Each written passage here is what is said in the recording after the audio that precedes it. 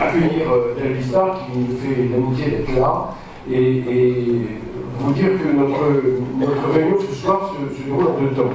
Le deuxième temps, nous en parlerons en deuxième temps. Le premier temps, c'est tout simplement pour expliquer la raison essentielle, d'ailleurs, au-delà de la présence de David Starr avec nous ce soir, c'est tout simplement qu'il avait, vous vous en souvenez, assisté avec et prêté attention à nos propos à la plénière, à notre dernière plénière. Qu'il avait, au cours de ces plénières, trouvé effectivement que les communications qui étaient faites étaient de qualité, il n'en avait fait pas, et il souhaitait effectivement nous le dire à l'occasion de ces plénières, il souhaitait s'adresser aux membres du CCC. Malheureusement, son emploi du temps et celui d'Alain Rochard à l'époque, il me conduisait à une autre manifestation dans laquelle j'étais très en retard déjà à l'époque, et ça pouvait partir. Alors voilà, la première raison, et je lui souhaite la bienvenue au sein du CCC, même s'il est un petit peu moins dense que d'habitude. Voilà la première raison de sa venue ici, je voulais le remercier et lui passer la parole. Merci, bonjour à nouveau à toutes et à tous, après vous avoir salué individuellement. Merci beaucoup de ton introduction et puis bravo pour le travail que tu fais au sein du CCC avec beaucoup de constance, d'implication et de pertinence. Il est vrai que j'avais souhaité passer vous saluer aujourd'hui parce que lors de la séance plénière à Licorne, j'ai entendu énormément de travaux denses, intelligents, qui a amené à la réflexion. Et j'avais envie de vous le dire parce que je crois qu'on ne prend jamais assez le temps de saluer le travail des autres. Moi, vous savez, j'ai une immense frustration, mais j'essaie dans mes activités, et en particulier dans mon activité municipale, de me garder encore des temps de réflexion. Alors les gens ne comprennent pas parfois, mais je crois que c'est indispensable lorsqu'on gère le quotidien. Là, je sors d'une permanence de quartier, j'ai une autre réunion juste après, et j'enchaîne, et certains me connaissent bien. On est complètement, l'époque veut que le temps s'accélère. Et on doit répondre, en particulier à cause de ces instruments, en temps réel à une multitude de demandes, à une multitude de préoccupations, à une multitude d'exigences.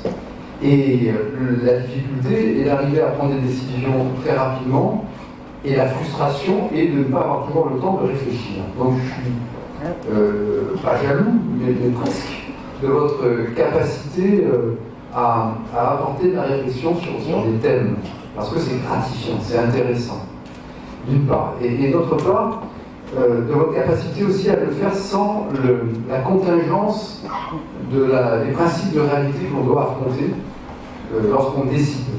C'est facile, vous voyez, parfois avoir des idées, mais et vous avez su intégrer ces exigences dans votre travail, les problématiques juridiques, administratives, qui sont les plus difficiles que les problématiques financières dans ce que l'on aborde. Donc, moi, la dernière fois, j'ai été très impressionné par les idées que j'ai entendues. Certaines, je les connaissais, certaines, on les a lues, certaines, vous les avez lues, certaines, on les a développées, d'autres pas. Et je crois que c'est important. Le deuxième élément, gérer la cité, c'est la meilleure définition de l'engagement politique au vrai sens du terme, nécessite du quotidien, mais également de la prospective. Et à ce titre, moi j'ai toujours suivi les travaux que le CCC a fait, et Yves en est le témoin, on en parle souvent, on parle de contenu tout le temps. Mais j'ai jamais voulu non plus interférer dans le fonctionnement du CCC pour une raison simple, c'est que d'une part le CCC, ça va Sophie? Hein? D'une part, le CCC a été créé par Bernard Rochand et j'ai jamais, par monsieur le maire, j'ai toujours respecté ces domaines d'intervention. Comme dans une entreprise, je crois que c'est important de le comprendre, donc de ne pas vouloir, c'est une forme de respect, perturber le travail, et le respect aussi que j'ai porté à votre travail. Moi, je suis un citoyen engagé, donc de ne pas,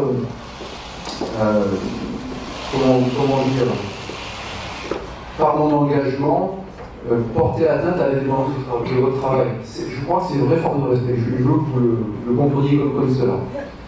Alors, ceci étant, le travail au sein d'ateliers, j'y suis très attaché à un tel point, c'est que j'avais créé 100 ateliers, certains d'entre vous doivent s'en souvenir, en 1999, en préparant une échéance de 2020, je vois Christelle qui sourit, et on avait créé 100 ateliers, qui s'appelaient les ateliers de 2001. Et donc, Bernard a repris ça après l'élection de 2000, monsieur le maire, pardon, mais en voulant que le CCC soit une instance qui accueille des camarades de toutes origines, de toutes convictions, et pas un instrument municipal. Voilà. Donc je me devais d'avoir cette explication avec vous, et c'est ce qui explique que j'ai toujours dit à Yves que les travaux m'intéressent évidemment, je les ai toujours lus. Je suis très, je vous le dis, très curieux et souvent admiratif du travail qui est fait, mais je n'ai pas voulu m'immerger dedans. En revanche, dès que pour vos travaux vous avez besoin de domaines, de secteurs d'information, de données qui correspondent aux délégations municipales qui sont les miennes, les collaborateurs qui sont les miens aussi, ont toujours transmis toutes les informations en question. Alors pour que les choses soient très claires jusqu'au bout, après on passera à autre chose.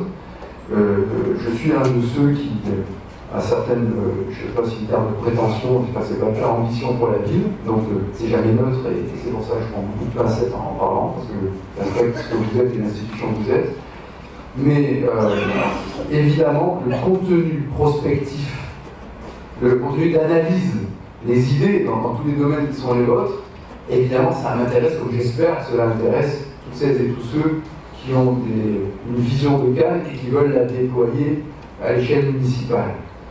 Mais pour ne pas mélanger les genres, moi je tenais à vous en informer aussi, pour ne pas instrumentaliser le CCC, et j'ai longuement réfléchi, donc moi en ce qui concerne, je lancerai dans quelques semaines, et vous saurez par la presse, des ateliers de réflexion. Alors, je ne suis pas là pour faire du recrutement, hein, mais voilà, je le dis. Et si je les lance, c'est pour ne pas mélanger le temps municipal et de la préparation d'un projet au temps plus long de la réflexion d'une entité, d'un organisme qui est le CCC, qui est indépendant.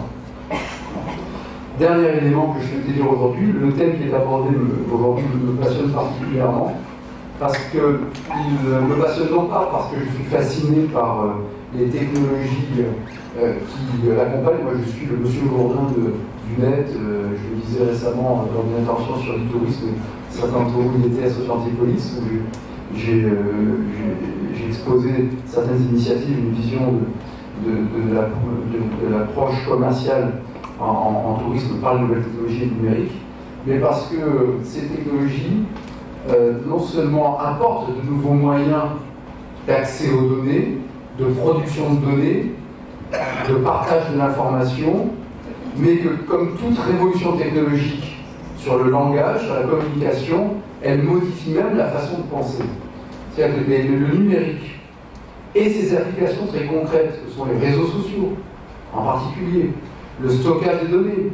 Est-ce que chacun se rend compte qu'en moins de 20 ans, on est tous devenus des agents secrets moi ça me fascine.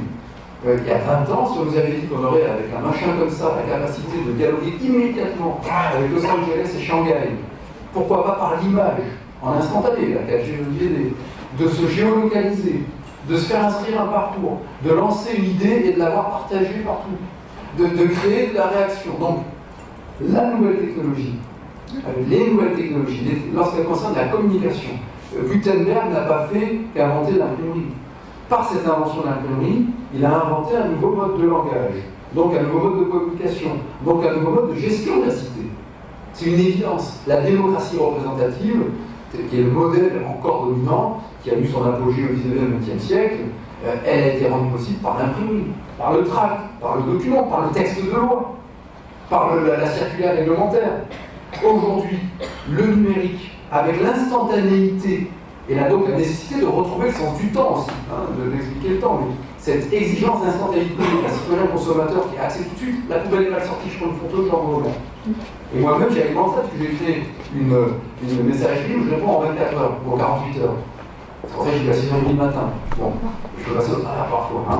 Mais voilà, donc ça modifie même la façon de concevoir un budget, de communiquer, de délibérer. Le principe il y a toujours besoin autant d'autorité, mais l'autorité est beaucoup moins verticale qu'avant. Elle passe beaucoup plus par l'explication et la pédagogie. Donc voilà, ce thème me passionne, et surtout il doit répondre à des nouveaux besoins. L'offre crée le besoin, la technologie crée le besoin. C'est une évidence. Et gérer la cité, c'est répondre à des besoins. Donc le fait, lorsqu'on me demande aujourd'hui comment optimiser le service public, le service d'état civil, est-ce qu'il vaut mieux agrandir les plages d'ouverture des bureaux ou simplifier l'accès des documents par le numérique? Malheureusement, souvent on empile, il faut les deux, parce qu'on a aussi besoin de rencontres physiques. Mais on peut en tout cas, le numérique peut nous aider. Les concepts de smart city, d'information instantanée, sont passionnants, parce qu'ils ne renvoient pas à la fascination d'une technologie, mais à la réponse d'un besoin dans la cité. Gérer la cité, c'est gérer les flux. Il n'y a pas d'histoire du monde sans flux. La prospérité, c'est qui crée la richesse qui nous permet de faire du service public, des écoles, des crèches, de préserver notre identité, de la valoriser. Elle passe par la création de flux.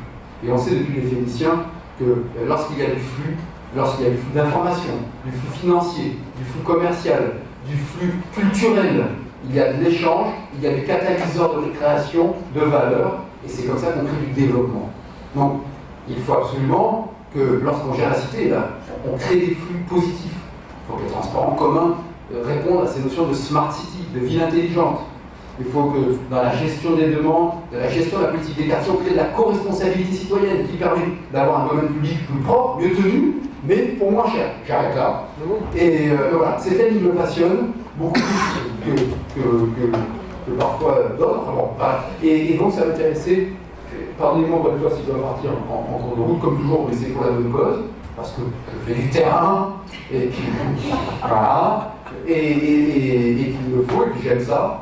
Mais en tout cas, merci à vous de nous aider à avoir une vision équilibrée dans le répondre à la cité, qui doit être fait d'un équilibre sur deux jambes, le contact, le terrain, l'expérience, l'empathie, c'est essentiel, la sensibilité, et puis l'analyse, la rationalité, l'argumentaire. Les deux sont les mamelles d'une gestion normale d'une cité, quels que soient les engagements des uns ou des autres, quelles que soient les échéances à venir. Voilà ce que je souhaitais dire, Yves, et je suis heureux d'avoir l'occasion de dire. Merci. Merci.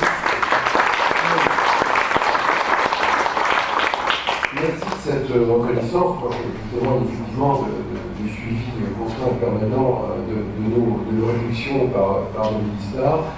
Et je sais qu'il ressentait cette frustration de ne pas l'avoir exprimé devant nous, et je le remercie vraiment de l'avoir fait aujourd'hui. Alors, la deuxième partie de notre propos, c'est effectivement, il a très brillamment introduit le sujet, c'est effectivement l'innovation numérique. Alors, pourquoi nous avons décidé de faire cette conférence débat sur ce thème, même si nous avons déjà noté qu'il est dominant et important dans la vie quotidienne aujourd'hui de tout individu, de toute entreprise.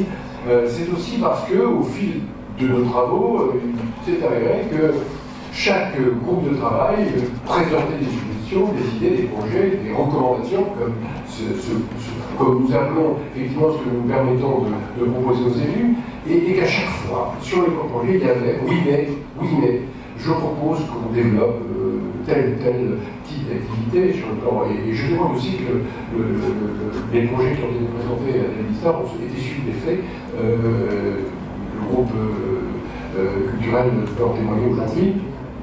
Passe Culture, qui est en cours de mise en place et qui a été vraiment reçu. Voilà, dans ce domaine-là aussi, on a développé aussi un certain nombre de nouvelles idées comme le Passe Culture, mais qui ne soit pas seulement local, qui soit un Passe Culture non seulement national mais international. Et là encore, le groupe de travail qui évoquait ce sujet nous a dit mais sans effectivement secours de ce magnifique engin effectivement qui permet de n'importe quel endroit du monde de savoir si à Cannes on peut dire passer 4 jours sur le plan culturel par exemple, eh bien, c'est le seul moyen de développer l'économie culturelle par exemple. Donc on s'est aperçu que ce soit le groupe culture, enseignement, etc., que ce soit les groupes qui travaillaient sur le sujet plus économique, que ce soit le prospectif, que ce soit même le groupe qui travaillait sur la mise en place d'une maison du sport, nous a dit que ça n'avait pas d'intérêt de faire une maison du sport si elle ne reposait pas essentiellement sur cette notion de communication, sur la gestion de l'information, sur faire de cette maison du sport un site qui soit capable de véhiculer l'esprit du sport et tout ce qui tourne autour du sport et qui fédère l'ensemble des activités sportives dans l'ensemble, qui ne soit pas simplement un local de réunion.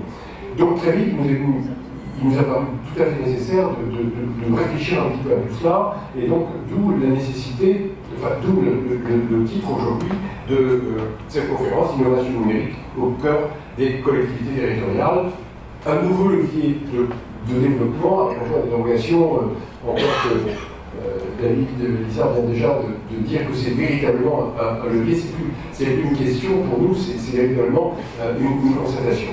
Alors, pour organiser cette conférence, je vais simplement poser quelques questions, et trois essentiellement, parce que c'est bien de dire qu'on a besoin de cet outil-là, mais encore faut-il savoir si véritablement il va être un moyen d'arriver à faire en sorte que notre économie soit meilleure, soit plus riche, soit plus productive. Donc on s'est posé trois questions. Pourquoi l'innovation numérique est un facteur de développement? Il faut quand même répondre à cette première question.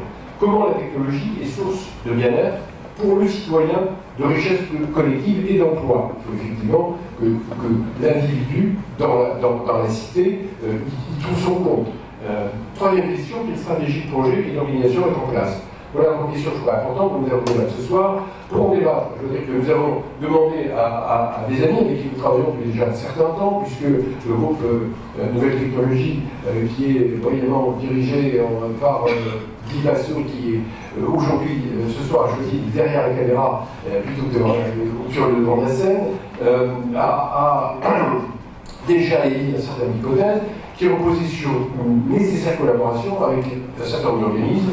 Et nous avons une collaboration fructueuse, qui a débouché d'ailleurs sur des débats aussi avec Bernard Beauchamp, pour l'implantation sur la ville de Terre d'un certain nombre de solutions, et notamment pour l'implantation d'un groupe de formateurs. Et on avait travaillé avec l'école de l'Institut européen d'intelligence digitale, qui est basée à Sophia Antipolis. Alors, ils ont accepté, les représentants, à différents titres, de ceux qui étaient nos interlocuteurs à l'époque, ont accepté d'être là pour en débattre et pour exposer leur point de vue sur le sujet. Donc, je voudrais appeler d'abord M. Elie Filia, qui va nous rejoindre. Alors, il a assuré des fonctions de directeur général du système d'information et du tourisme. Il a une compétence évidente dans ce domaine-là. Il conduit aujourd'hui des projets novateurs du tourisme de la ville, tout en dirigeant en parallèle des travaux du laboratoire de recherche sur la réalité augmentée à l'école supérieure d'informatique, campus que je viens de citer tout à l'heure le nom. Il a travaillé à la normalisation des normes GSM au Parlement européen, Cities Marketing, regroupant une centaine d'offices de tourisme parmi les plus importants d'Europe. Alors, je crois que vous avez compris qu'il est quand même passionné par le tourisme et par les technologies. Eh bien, il va être là pour en parler. Il va nous. Je vais demander également à M. Alexandre Kostinski, qui lui alors, est passionné aussi de développement informatique. Il a écrit son premier programme, il avait 12 ans. Il est diplômé de l'UNRIA.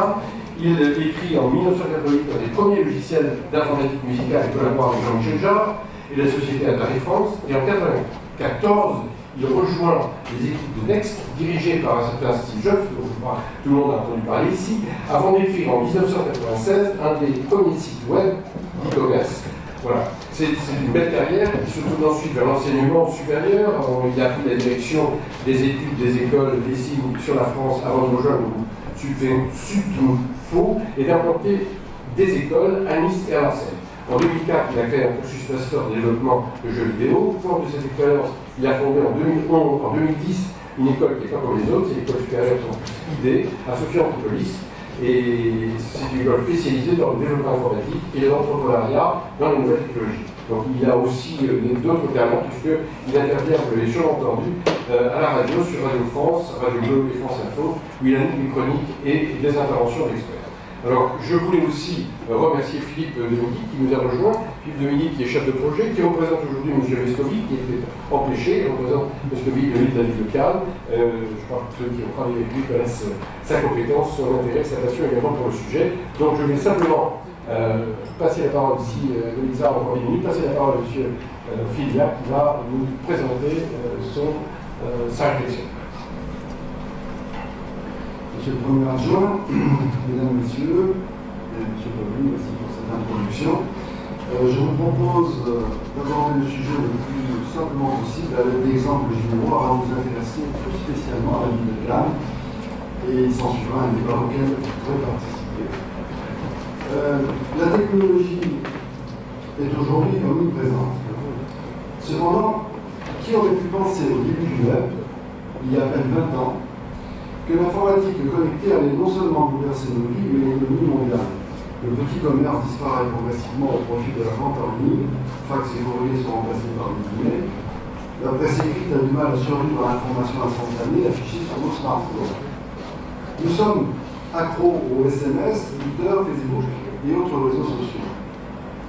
Bref, nous sommes aujourd'hui pour la plupart des cyberdépendants connectés, toutes classes sociales et générations confondues. Parallèlement, qu'en est-il de l'évolution de nos vies? Y avons-nous constaté autant d'évolution? Je ne pense pas. Oui, les feux rouges se sont multipliés.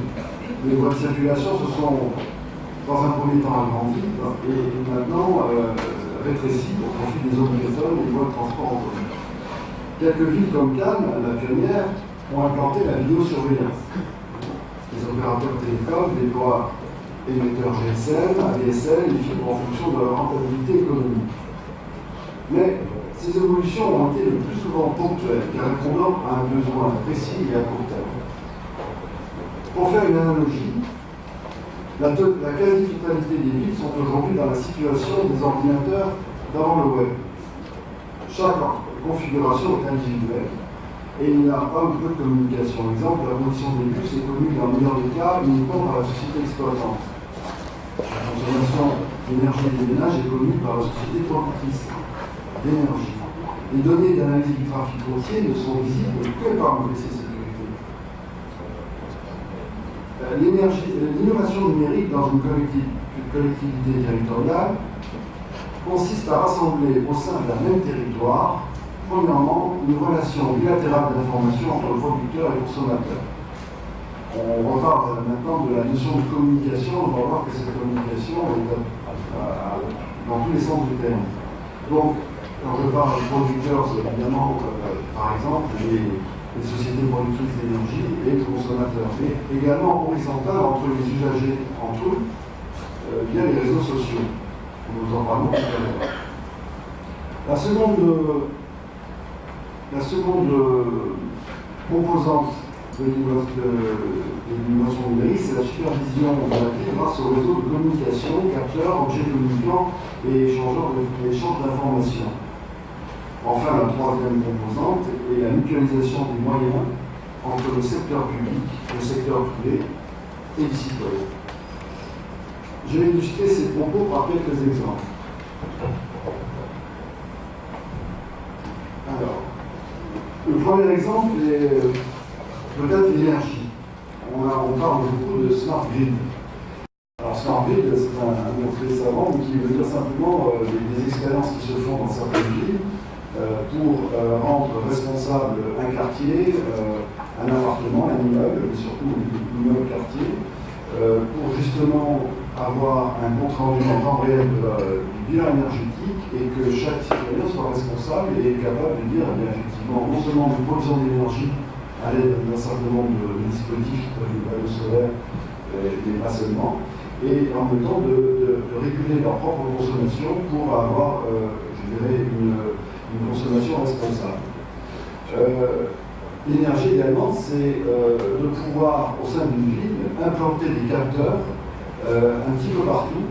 Et ça, c'est justement une démarche qui doit être une démarche publique, afin de pouvoir mesurer la qualité de l'air, la température, la lumière, et réguler par exemple les lampadaires, le taux d'humidité, par exemple pour les jardins publics, au lieu de déclencher les pompes à eau à l'heure fixe, ou selon les saisons, c'est les capteurs qui vont déterminer les meilleurs moments, la densité de la circulation, pour rendre intelligent la circulation des véhicules, le stationnement, ainsi qu'il y a eu pas mal d'expériences qui ont été faites justement pour permettre de remonter l'information lorsqu'une place est libre quelque part et pouvoir avoir sur son smartphone.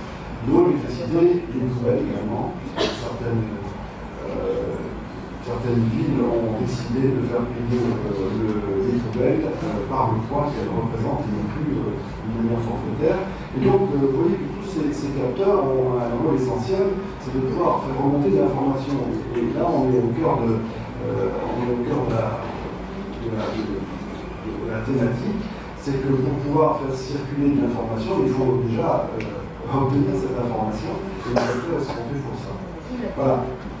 Donc, alors, le premier domaine, c'était l'énergie, les transports. On retrouve au sein de cette thématique la notion de communication et la notion d'information qui est transmise entre les différents opérateurs.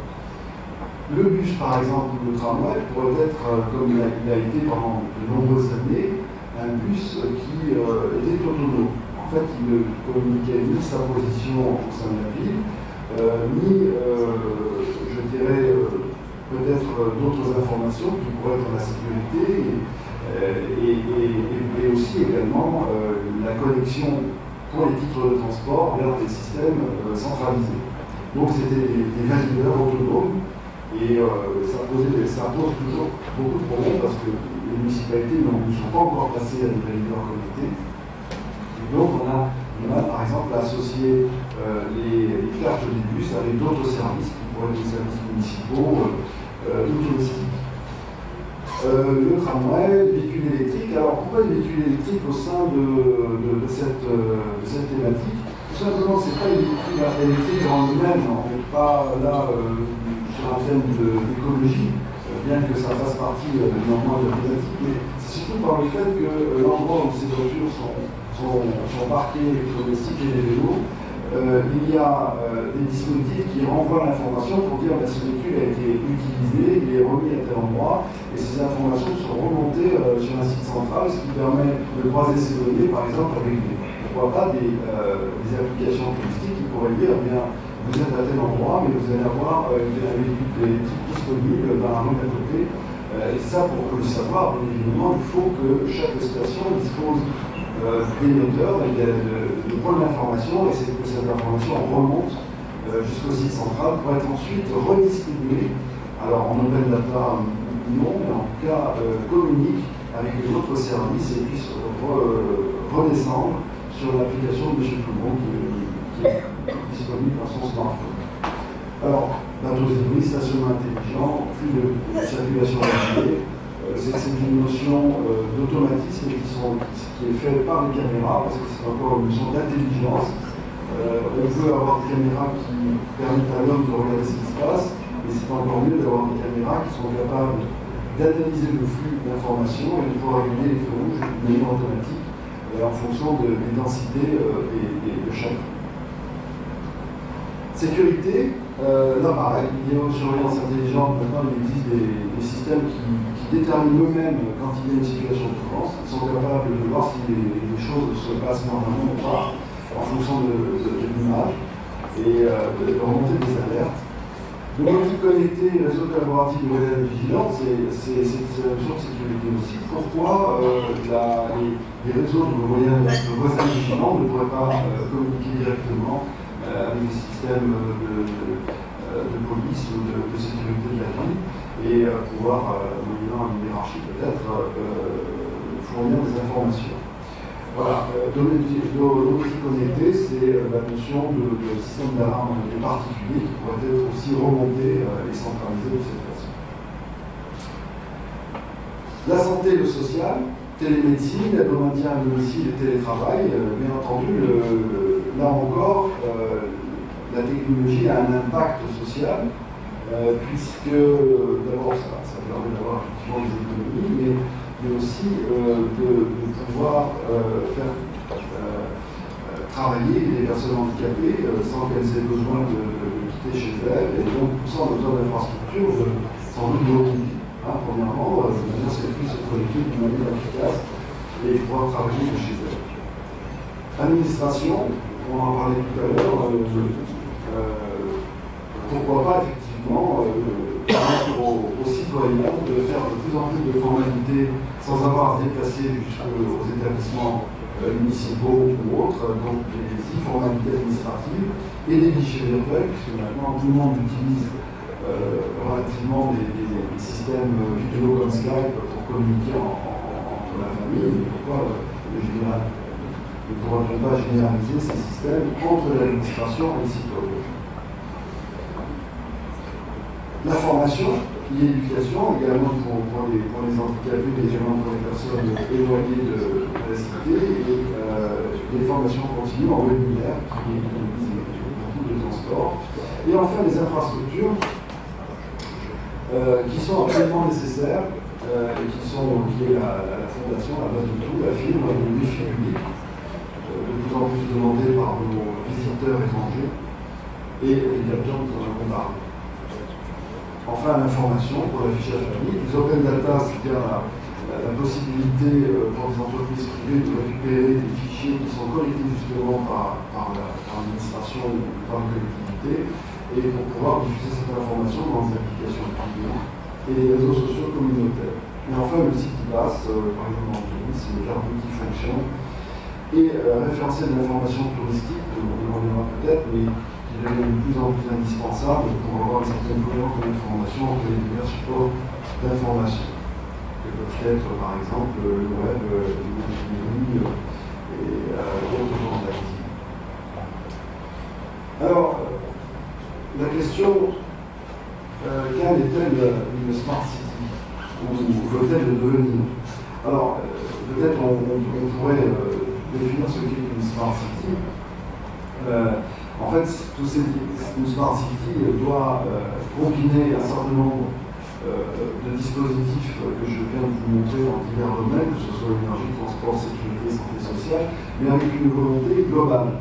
C'est-à-dire qu'il ne s'agit pas de dire, bon, pourquoi pas, on va mettre effectivement des GPS dans le tramway, c'est super, parce qu'on va savoir où il est, où dans le bus, on va savoir où sont les bus. Et puis à côté, de ne pas administrer, de ne pas permettre par exemple aux citoyens d'échanger sur des réseaux communautaires leur opinion par rapport à ces transports en commun, ou de leur donner la possibilité de donner des suggestions et de l'échange. Mais je dirais que dans tous les secteurs que nous avons évalués, ce qui nous reconnaît une smart city, c'est sa volonté, premièrement, donc, de favoriser la communication, le flux des données, effectivement, et le captage de ces données, mais en même temps de permettre l'échange de ces données entre les différents acteurs, c'est-à-dire non seulement entre les services de la municipalité eux-mêmes, de manière à ce que, par exemple, une base de données tourisme puisse communiquer avec une base de données des transports pour permettre à un visiteur d'avoir dans une même application ces deux données disponibles, mais également entre le public et le privé, de manière à ce que, par exemple, une société privée qui ferait une application de tourisme pour aider les croisiéristes ou autres dans la ville puisse récupérer l'information de la ville déjà formatée, traduite, et surtout cohérente avec ce qui est distribué par ailleurs par d'autres canaux de communication de l'Office du tourisme. Alors, les villes ayant entamé ces mutations technologiques au sein d'une stratégie globale sont regroupées sous le nom de Smart Cities, ou villes intelligentes. Les plus connus sont déjà des Smart Cities où travaillent sont San Francisco, Amsterdam, Dubaï, Yokohama, j'en ai un certain nombre, Edinburgh, et plus près de nous, Paris, Lyon, Marseille, Toulouse, Montpellier, Nantes, Bordeaux, Dijon, Nancy, Clermont-Ferrand, Strasbourg, Poitiers et Nice. Mais là, Nice est encore long. Les exemples se multiplient au point que ce qui était exceptionnel il y a encore 2 ans à peine devient aujourd'hui. Mais en quoi l'innovation numérique est-elle un nouveau levier de développement? Alors d'abord, parce que c'est un facteur d'économie budgétaire et d'écologie à moyen terme et long terme. Parce qu'on peut se demander effectivement, mais qui va financer tout ça? Les capteurs, ça coûte. Voyer les systèmes d'information, ça nécessite de la matière grise, des personnes qui font des programmes. Mais au bout du compte, si on raisonne à long terme, la réduction de la consommation d'eau grâce à l'assainissement de l'arrosage public, par exemple, peut faire réaliser des économies. La réduction de la facture énergétique de l'éclairage public également. Alors, d'une manière un peu plus indirecte, mais la réduction ou du moins l'optimisation du flux des véhicules va faire baisser la consommation et la pollution. Donc je peux multiplier les exemples. Ensuite, parce qu'elle permet de nouveaux usages et la simplification de beaucoup d'autres, comme le web l'a fait depuis 20 ans. par exemple avec les micro-paiements ou le contrôle d'accès au transport et l'événement à l'aide d'une carte multiservice. Vous savez que se développent de plus en plus des cartes NFC. Alors c'est pas tant pour le système qui s'appelle NFC et qui dit plus que l'on approche de son téléphone, ça peut être une carte, c'est comme un code d'indicateur, donc il faut une certaine proximité. Mais c'est surtout par le fait que ces cartes ont aujourd'hui un numéro unique et ça donne la possibilité de leur adjoindre d'autres services. Et c'est un excellent support, par exemple, pour une carte progressiste ou événementielle, afin d'agréger à la fois les transports, l'entrée dans une salle, l'entrée à un restaurant ou d'autres services de musée. Et donc ça c'est possible, en fait, c'est possible grâce à ce numéro unique, qui s'appelle un numéro Calypso, qui se retrouve sur ce système. Enfin, il faut prévoir des infrastructures réseau. On a commencé il y a quelques années par la DSL, et puis progressivement, on est en train de développer la fibre. Alors, je sais que qui pourrait imaginer la progression, du moins le changement de société qui s'est produit entre le fait de se connecter par modèle à l'époque, je pense que vous vous souvenez, avec la connexion du modèle, et puis on est arrivé à la DSL, et du coup ça a effectivement changé les usages et permis de faire progresser le commerce et autre chose. La fibre, c'est un nouveau cas. C'est pas simplement quelque chose, c'est pas simplement votre page du web qui va s'afficher en moitié moins de temps, ou le quart de temps. C'est le fait que vous allez pouvoir trouver des nouveaux usages. La vidéo va se généraliser, parce que l'eau va se généraliser. Et petit à petit, tous les médias vont converger vers cette fibre, que ce soit la téléphonie, la vidéo, et on voit déjà une convergence extraordinaire dans les sociétés avec tous ces moyens de communication. Et qui dit agrégé dit une nouvelle possibilité. C'est pas simplement le fait de pouvoir utiliser les mêmes vidéos pour faire plusieurs choses, c'est le fait de, en combinant ces choses, obtenir de nouveaux services que nous connaissons, pour lesquels nous sommes à l'eau. Alors, les collectivités aujourd'hui ont le choix, s'engager ou non dans cette voie. Mais pour revenir au cas précis de Cannes, a-t-elle vraiment le choix? C'est une image de haute technologie que renvoie le palais des festivals. C'est une image de sophistication que renvoie la Côte d'Azur. On n'est pas dans du tourisme ouvert, on est dans du tourisme sophistiqué. Quel pourrait être par exemple l'opinion du visiteur ou du festivalier étranger privé d'Internet, je parle des étrangers, puisque nous avons des abonnements qui nous permettent, en l'absence de wifi public hors du palais des festivals ou de son hôtel, ou s'il doit changer d'abonnement, se connecter avec plusieurs systèmes, alors qu'il aura eu une bien meilleure expérience dans d'autres villes qui l'ont fait le pas, comme Bordeaux, Florence, ou Nice qui est en train de s'équiper de ce point de vue-là. Comment vivra-t-il l'inexactitude des informations touristiques, descriptions en Internet ou leur mauvaise traduction ou distorsion entre les différents canaux de distribution que sont le web, les brochures papier, les applications mobiles, en absence de référentiel, c'est-à-dire de centralisation, mais j'aime pas le mot, mais plutôt de coordination des données touristiques, afin qu'elles puissent être toutes géolocalisées, afin qu'elles puissent être utilisées par les moyens mobiles, décrites, vérifiées et calibrées. Mais si Cannes fait ce choix-là, pourquoi ne l'a-t-il pas plus loin? Pousser le bouchon au point d'utiliser la technologie combinée au thème du cinéma pour mettre en scène l'expérience du visiteur. On peut penser, par exemple, à des espaces immersifs à l'office du tourisme. Cassons un petit peu ces établissements qui accueillent les visiteurs au moment où ils sont en vacances et on les accueille dans une ambiance proche des guichets de la sécurité sociale. Je dirais qu'aujourd'hui, il y a beaucoup mieux à faire, et les Américains, lorsqu'ils font une présentation à l'Universal Studio ou autre, savent mettre en scène. Et quelque part, je pense que Cannes mérite d'être mieux mise en scène. Donc, on peut avoir également des systèmes d'hologrammes. Les Japonais, aujourd'hui, utilisent des hologrammes, même lors de spectacles de chant, de chanteurs. Et et ont beaucoup de succès. Donc je suis obligé de faire des parallèles avec ce qui se passe à l'étranger parce que nous sommes dans une compétition mondiale. L'art numérique aujourd'hui est un petit peu délaissé. On a beaucoup de possibilités avec la fibre, avec le laser. Et pourtant, les œuvres numériques qui en profitent sont très peu exploitées et montrées. Enfin, nous arrivons dans un domaine qui va exploser dans les 5 ans qui viennent, c'est l'imbrication du réel et du virtuel. Nous y travaillons à l'Institut.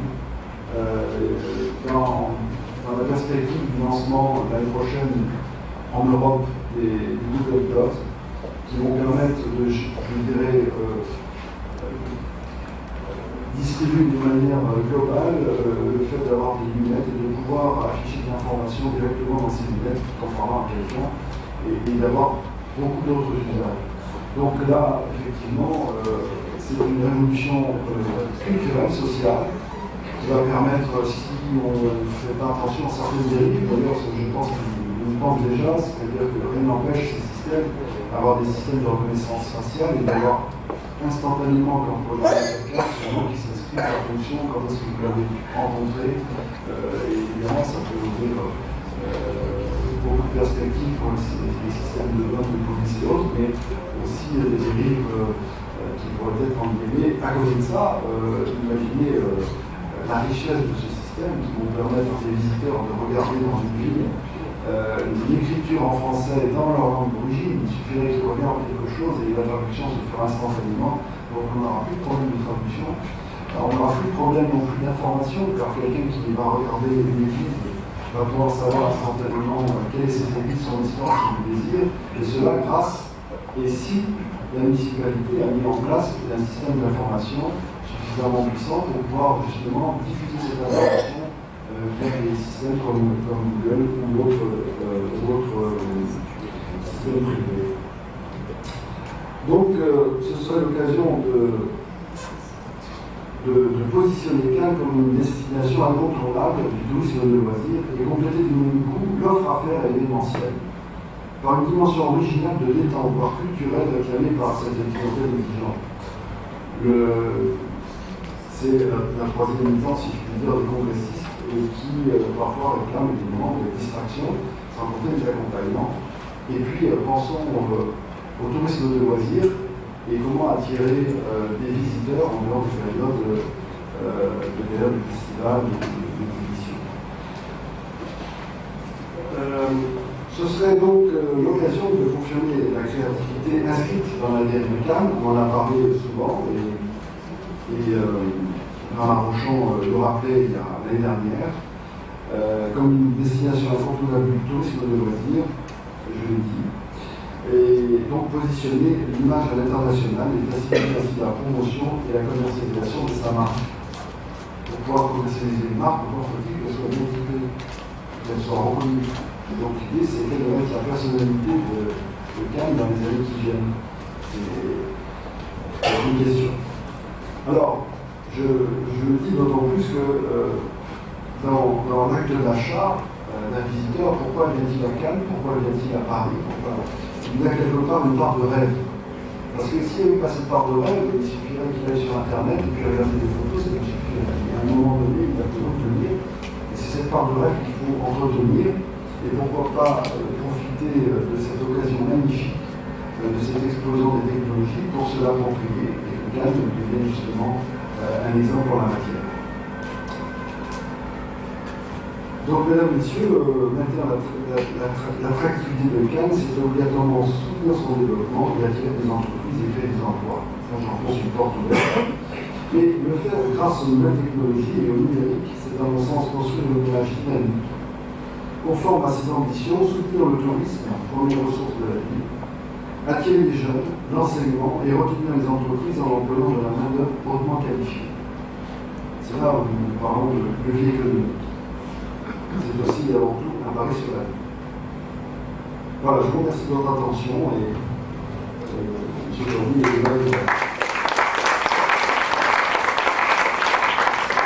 Merci de pouvoir entrer dans le débat, merci pour cette vision panoramique de toutes les possibilités que nous offre effectivement le numérique.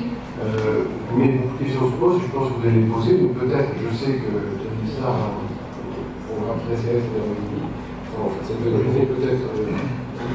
Bon.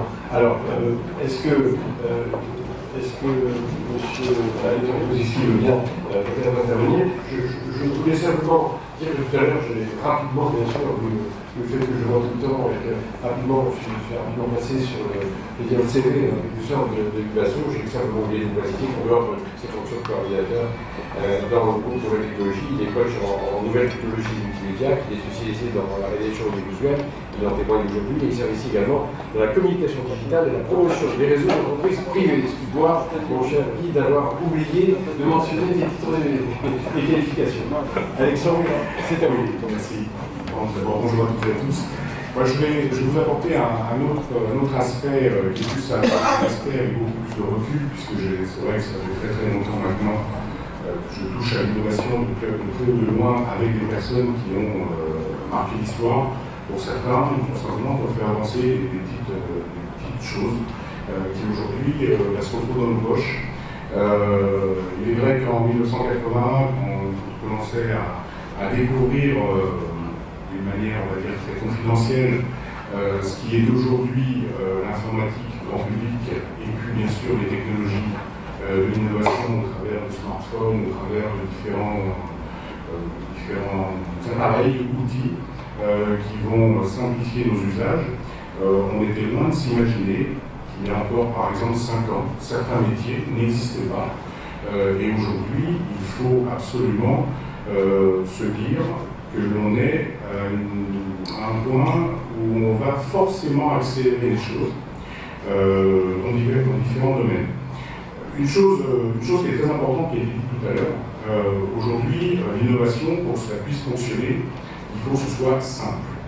Première chose, pour qu'on puisse être efficace, il faut toujours aller dans la simplicité. Alors, il y a eu un positionnement tout à l'heure qui était plus pour les personnes qui sont de l'extérieur, les touristes par exemple, ou les congressistes.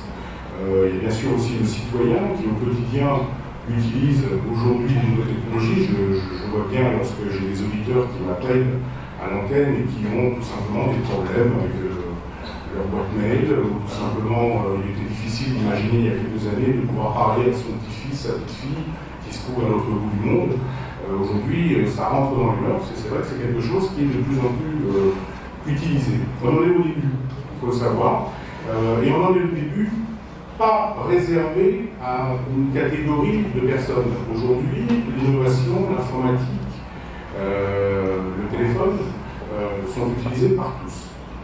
Et c'est vrai qu'une ville, aujourd'hui, soit elle devient un terrain d'expérimentation, parce qu'il faut toujours passer par des étapes, avec différentes inventions, différents usages ou services qui ont été notamment présentés tout à l'heure, soit elle décide d'être non pas un terrain d'expérimentation, mais en fait, j'allais dire, un centre de production, et surtout de pouvoir favoriser effectivement l'écosystème local de façon à aller vers le haut, qui répond aux attentes de tout le monde, et de préférence en faisant travailler les belles et grandes entreprises qui sont dans la région, et surtout, ce qui a été dit, de garder.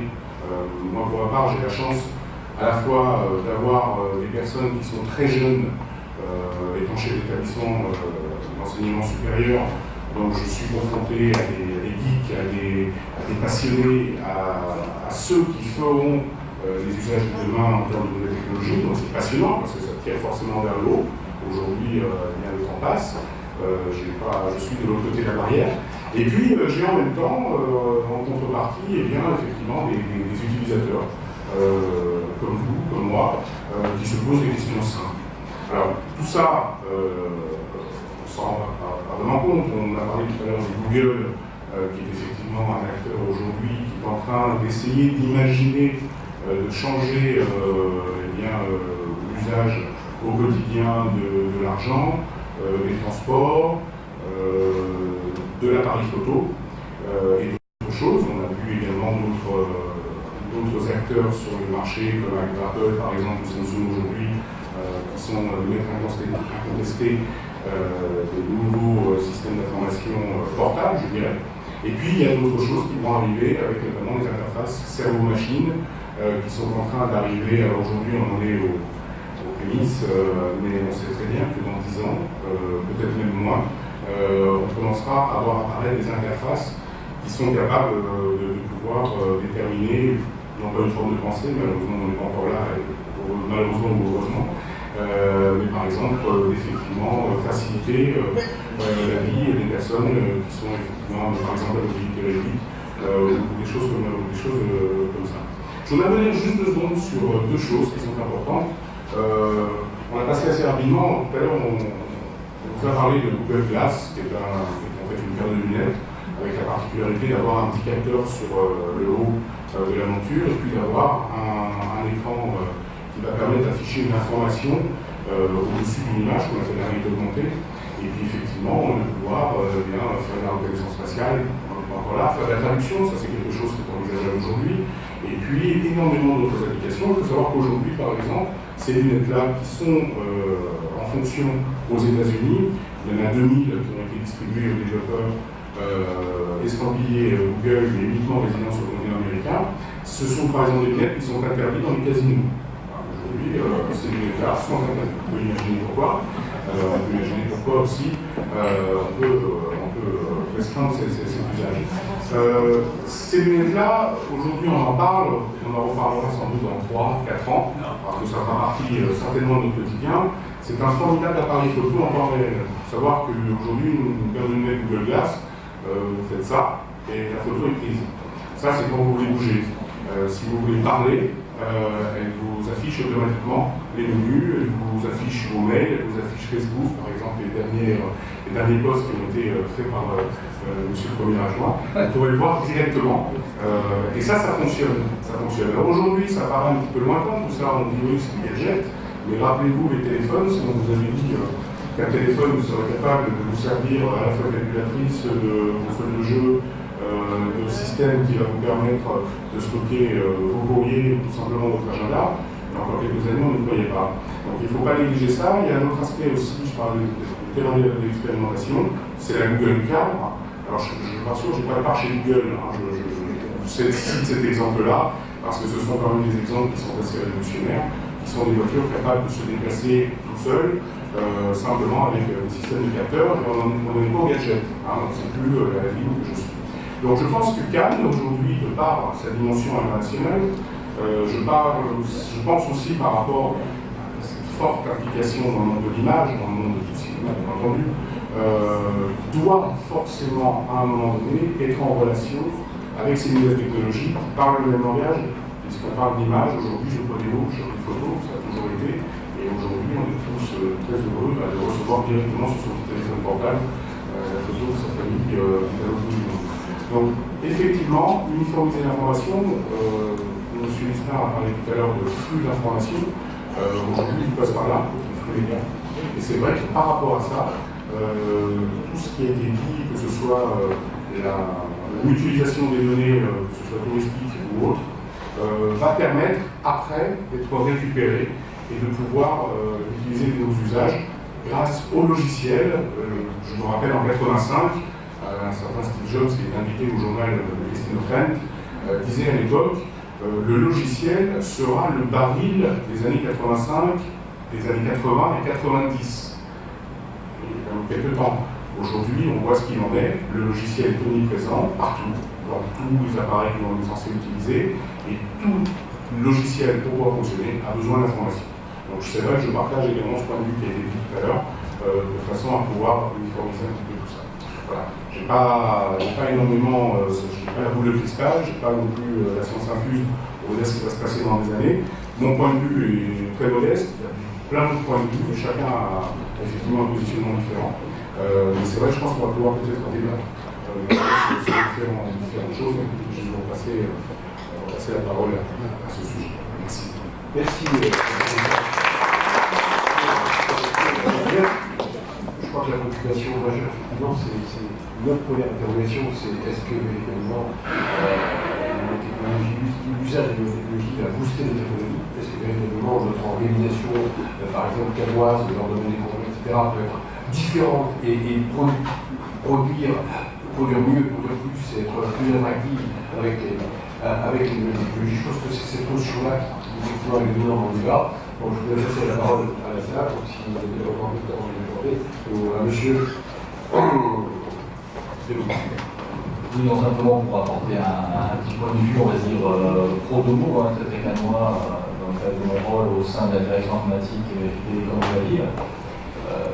La ville de Cannes est quand même une ville qui a une certaine particularité d'un point de vue technologique, puisqu'on est une grande ville de la Côte d'Azur entièrement desservie par un réseau de fibre optique, ce qui n'est pas le cas dans de nombreuses villes en France et voire même à l'étranger. Donc tout ça pour dire que les infrastructures aujourd'hui canoises sont largement, je dirais, au niveau de ce qui est attendu d'une ville de Cannes, voire même pour certains aspects au-delà. Et que effectivement dans la part de rêve qui a été décrite par Nicolas aujourd'hui, avec des lunettes qui vous traduisent en temps réel, des téléphones qui se connectent à tout et partout, il faut quand même au départ qu'une collectivité mette sur son territoire, mettre en place une infrastructure adaptée. Donc aujourd'hui, la ville de Cannes travaille, ses élus nous missionnent pour que l'on s'en occupe, et que l'on vous permette à vous, au quotidien, soit de vous offrir des moyens de connexion, soit faire en sorte que les grands acteurs des télécommunications, aujourd'hui, les grands opérateurs que vous connaissez tous, je ne vais pas les citer, fassent attention à la ville et s'occupent de la ville. Et viennent régulièrement voir si les équipements sont à niveau et proposent un service, je dirais, qu'une ville telle que Cannes doit proposer à ses habitants et aussi à tous les visiteurs qui viennent la visiter. Je reviendrai simplement sur l'événement d'il y a un mois et demi ou deux, où depuis le présent, où Orange est venu annoncer ici qu'il ouvrait quasiment de façon privilégiée son réseau 4G de téléphonie mobile, c'est-à-dire le réseau aujourd'hui le plus rapide qu'il y a dans le monde, pour que nous puissions tous, sur la croisette et ailleurs sur le territoire, communiquer avec nos téléphones mobiles de la façon la plus rapide qui soit. Et ce genre d'action, si elle a lieu à Cannes, c'est parce qu'effectivement la ville est attractive, et parce que aussi il y a un dialogue permanent qui est maintenu avec tous ces grands acteurs privés et aussi nos interlocuteurs publics pour que le territoire soit vraiment équipé dans les meilleures conditions et aussi avec un facteur important qui est de dire qu'est-ce que ça coûte de le mettre en place. Est-ce que la ville assume de cette part de coût quand il faut l'assumer et comment au final tout le monde s'y retrouve pour qu'on puisse effectivement bénéficier des futurs services, qu'ils soient municipaux ou pas, et que les citoyens ou les touristes puissent largement en profiter. Donc là, je dirais que la cité cannoise aujourd'hui, elle est équipée, bien sûr on peut faire toujours plus, on peut faire aller plus loin. Mais soyons pragmatiques, voyons ce que l'on fait de toutes ces technologies, à quoi elles nous servent et comment on les met en œuvre, et encore une fois, à quel coût. La ville et l'équipe municipale est franchement toujours très attentive à ce que représente, je dirais, un beau jouet. Maintenant, à quoi sert-il? Et est-ce qu'il apporte un vrai service municipal? C'est notre responsabilité aussi de l'évaluer et de soumettre aux élus pour qu'ils décident en toute conscience de ça. Et c'est vrai que la grande difficulté dans le monde de la haute technologie et des nouvelles technologies, c'est d'être toujours présent, être sur le coup, ne pas rater les grandes opportunités qui s'offrent à nous, et être toujours dans cette capacité de dynamisme et de réagir au bon moment, sans pour autant s'embarquer dans des solutions trop complexes qui n'ont pas mené à grand-chose, en même temps bénéficier des grandes innovations quand elles se présentent à nous, qu'elles soient proposées par les grands innovateurs qu'on a cités tout à l'heure, voire même par des petites sociétés, en droit ou pas, qui peuvent parfois nous proposer des petits produits intéressants et qui sont pour autant des produits d'un grand service. Donc voilà ce que je veux dire un peu sur la partie des affaires cannoises, pour vous donner à faire un petit panorama rapide de l'état de l'art, on va dire, sur la ville. Merci, donc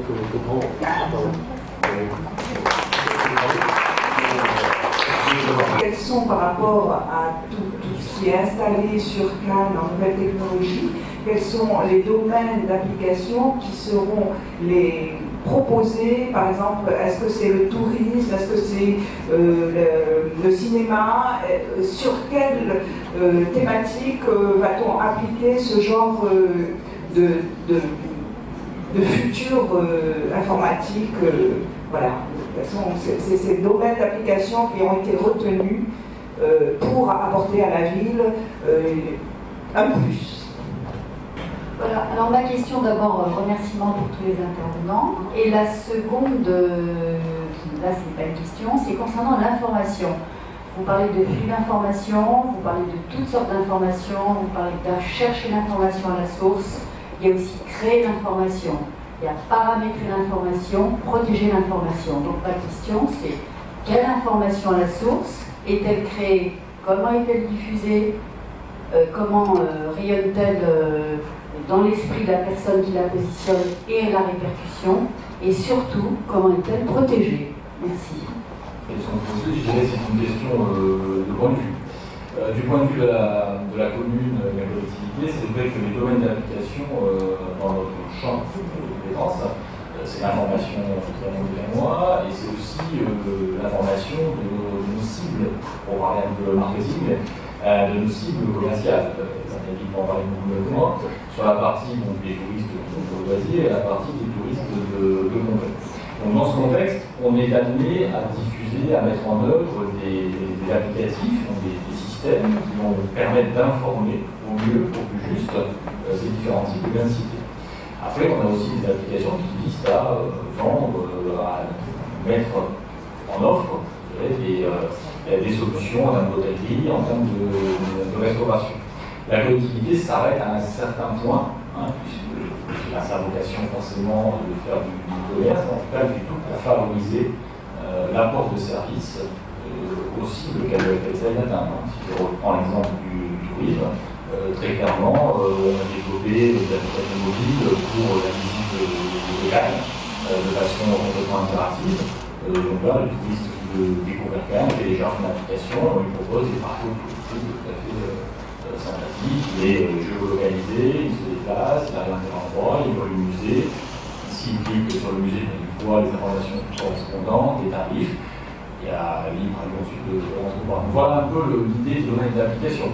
Bon, les e-services, évidemment, les services que nous apportons aux citoyens quand vous allez faire des démarches en ligne, on a un acte de licence, demander à ce qu'on vienne réparer une incivilité sur la carte à moi. On a aussi fournir des listes en ligne qui permettent d'obtenir une réponse très rapidement à différentes questions qu'on peut poser.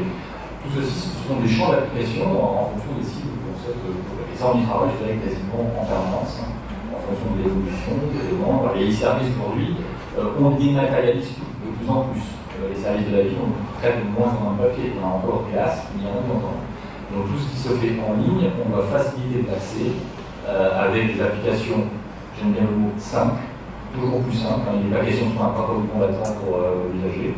Et dans cet objectif, on apporte ce set de services.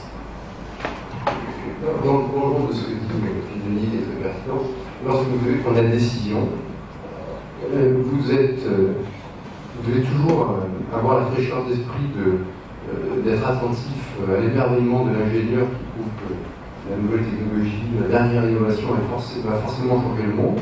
Donc il faut accepter ça, et puis il faut toujours parallèlement avoir aussi la lucidité de dire c'est peut-être pas vrai.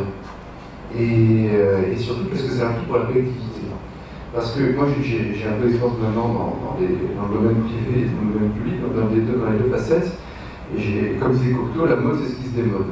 Donc il faut arriver à distinguer dans cette innovation celle qui répond à un vrai besoin, qui va structurer une offre pour longtemps, sur laquelle il est mieux que votre territoire qui est en compétition, et quand même un village mondial, en puissance mondiale, se positionne pour répondre à ce besoin avant les autres, ou parmi les grandes villes qui s'inscrivent là-dessus. Je vous donne un exemple très simple. Parce qu'il y a aussi les grandes justifications, enfin les alibi. L'exemple très simple, c'est le suivant. Si je vous parle de CD, c'est le Moyen-Âge, Un CD, depuis on a un nuage, entre-temps il y a des USB, CD, souvenez-vous, c'est une sorte de disquette. Et donc j'ai connu la période où la grande mode pour montrer qu'on était moderne, et les villes offraient des CD à tout le monde. Nous, on l'a pas fait. Moi, à l'époque, j'avais refusé parce que je trouvais ça inutile. Mais pourquoi? Parce que comme parallèlement, je participais aussi à des congrès ou à l'église, je n'avais jamais le temps de regarder le CD qu'on m'offrait. Ou le CD qu'on m'offrait avait un contenu qui ne correspondait pas à la possibilité technologique qu'on m'offrait. C'est ce que j'ai essayé de dire tout à l'heure dans mon introduction, c'est que la technique implique un nouveau langage. Et il faut que ce langage, il faut apprendre à le maîtriser pour être en phase avec cette technique. Alors, si vous voulez, il y a plusieurs choses qui ont été dites tout à l'heure. Il y a la partie municipale, on gère le bien public et on gère l'argent des contribuables. Donc, on doit identifier au bon moment une dépense structurante qui ne sera pas prise en compte par le marché. Ça paraît simple, mais c'est pas simple. Alors, on a la chance d'avoir une ville tonique, mais par exemple, si la ville avait dû se jeter sur le tout Wi-Fi gratuit, comme certains le préconisaient, c'était une ineptie. Qu'en revanche, on mette des zones de Wi-Fi gratuit, on a fait à l'hôtel de ville, ça avait du sens, qu'on apporte cette offre. En revanche, ce n'était pas à nous, collectivité, parce qu'on n'est pas soviétique, de mettre le tout Wi-Fi. J'entendais à l'époque des gens extrêmement sachants, extrêmement savants, nous dire mettez-vous vite tout en Wi-Fi gratuit, parce qu'autrement, alors là, Berlin, Barcelone, machin, quoi. Voilà. Non, elle va faire. Parfois, on peut se couper, on n'y croit pas, donc il faut garder cette recherche d'esprit. Moi, je crois que l'enjeu actuel essentiel, c'est le très haut débit. Et si possible, la fibre qui rapporte. Là, on est sur une logique d'aménagement. Et on a la chance d'avoir un territoire attractif, mais il est évident que même dans les grandes villes mondes, des zones pavillonnaires, et il en existe encore, ne seront pas très rapidement au très haut débit.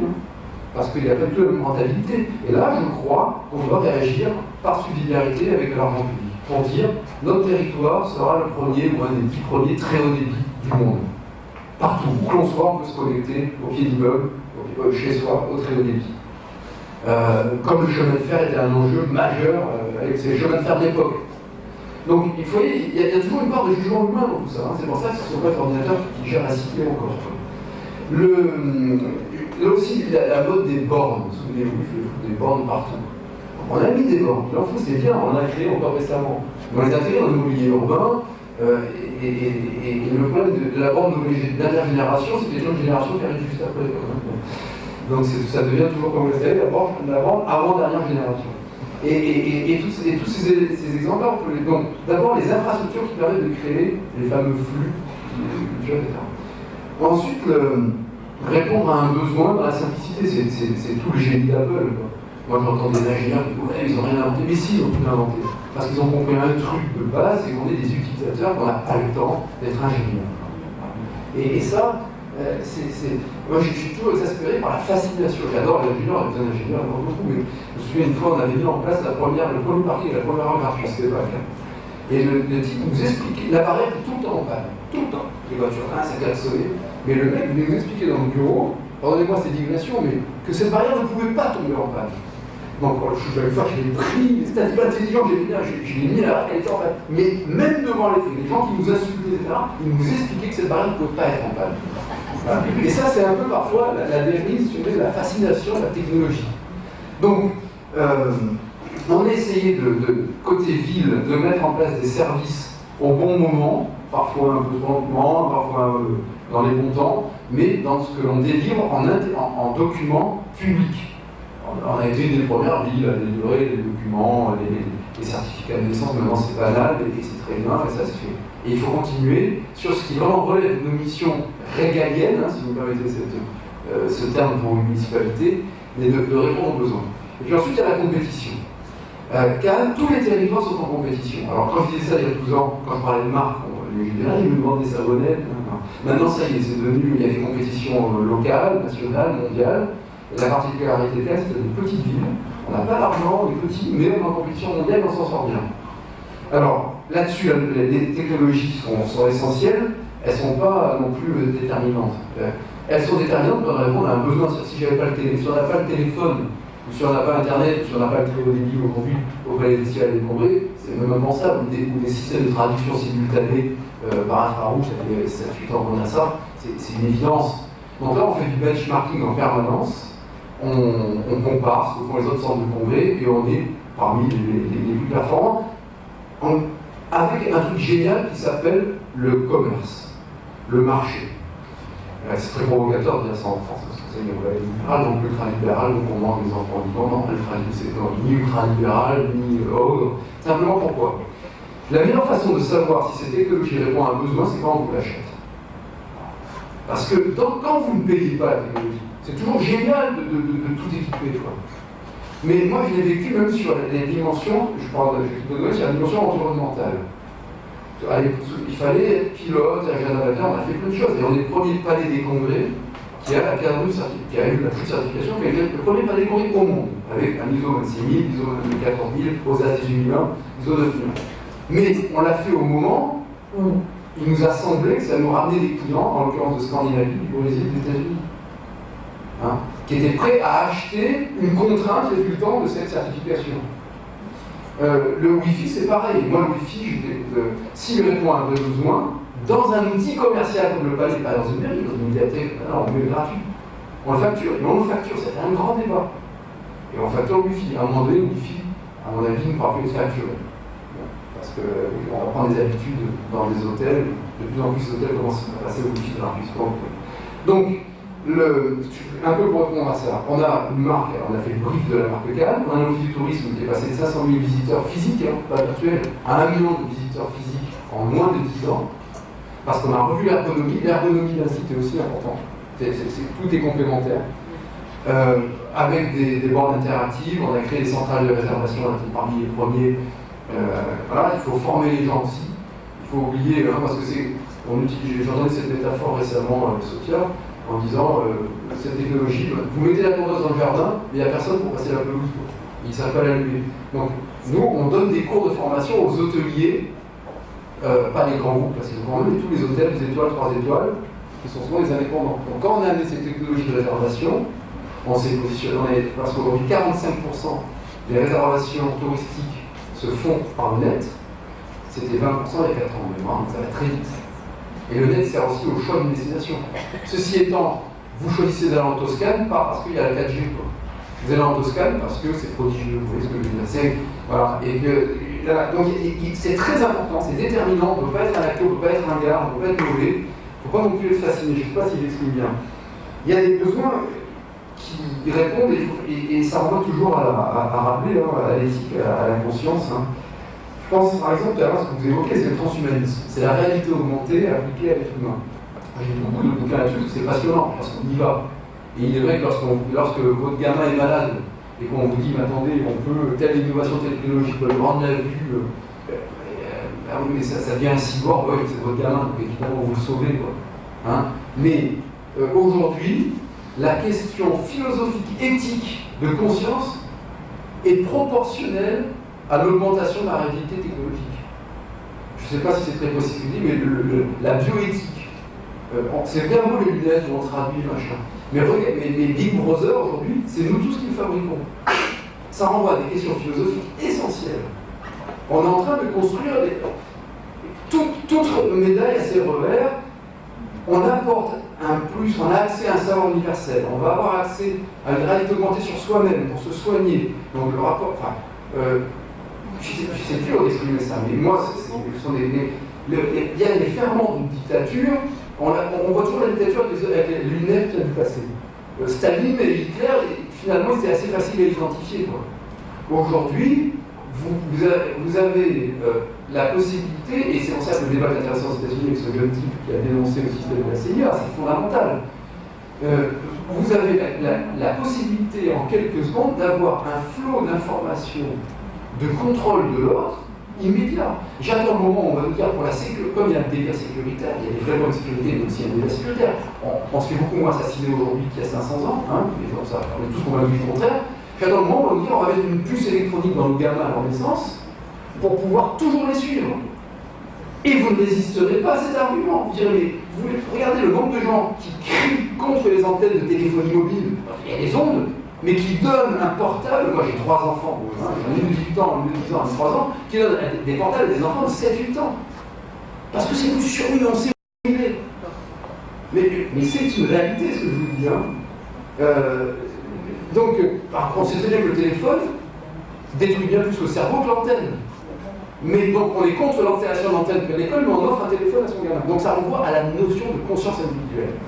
Et je vous assure que les questions de réalité augmentée, le transhumanisme, c'est un terme, je ne sais pas si vous avez déjà entendu parler de transhumanisme ou pas, c'est absolument essentiel parce qu'on peut construire toutes ces technologies inouïes de flot d'information, de construction de l'information, de détournement de l'information, de modification de l'information, avec des chaînes info où on est dans l'immédiat, où on invente une information immédiate, peuvent construire à une dictature permanente, horizontale, et presque sournoise.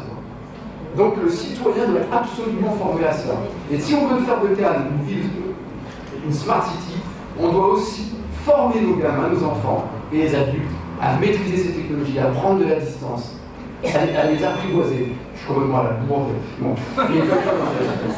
Alors après, il y a des réalisations très concrètes. On se lance sur la domotique. On est une ville, je crois, la ville pilote en France en matière de domotique, d'équipement. Vous savez, on ouvre la porte du frigo. Si la porte du frigo ne s'ouvre plus, c'est peut-être que la personne a un problème, une personne âgée. Donc on lui passera un coup de fil. Si elle ne répond pas 10 fois au coup de fil, on enverra peut-être quelqu'un. C'est un exemple parmi d'autres, mais la domotique, non, c'est assez génial. C'est vrai que c'est génial. Bon, il faut vivre avec son temps, et on va faire un essai dès cette année, dans 1000 foyers de mémoire.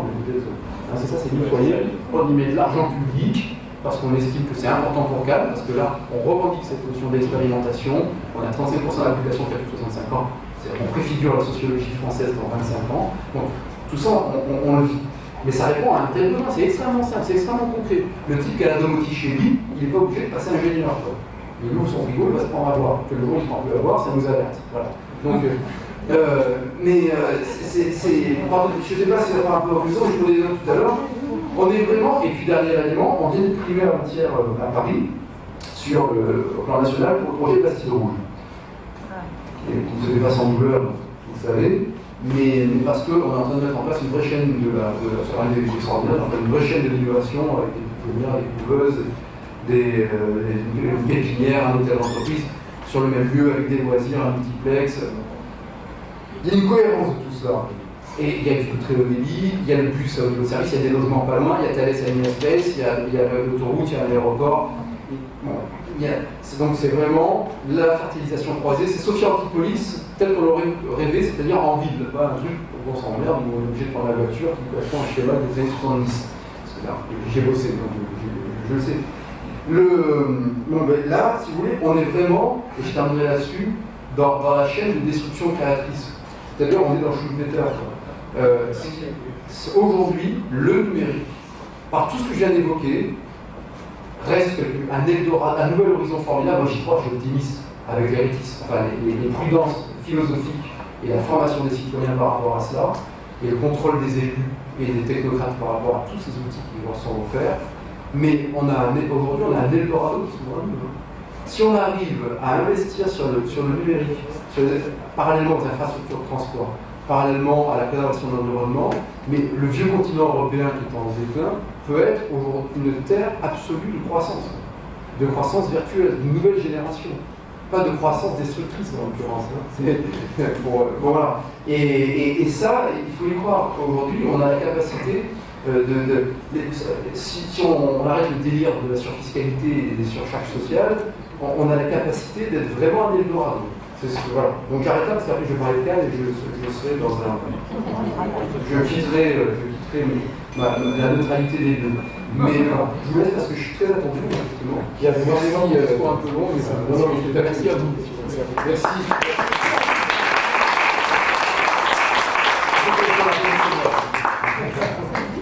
Merci beaucoup de m'avoir parlé de tout ça. Non, c'est pas surtout. J'ai la question en conclusion d'avoir su opposer à la tentation de l'offre, je veux dire. Non, mais il faut la prendre. Merci d'avoir cette fraîcheur d'esprit. Vous avez amené à une dimension humaine. Et à un moment donné, dire en tant que citoyen, est-ce que je suis prêt à payer ou pas pour ça aide vachement à hiérarchiser les choses. Parce que le contribuable, il paye. Malgré lui. Au revoir. Merci.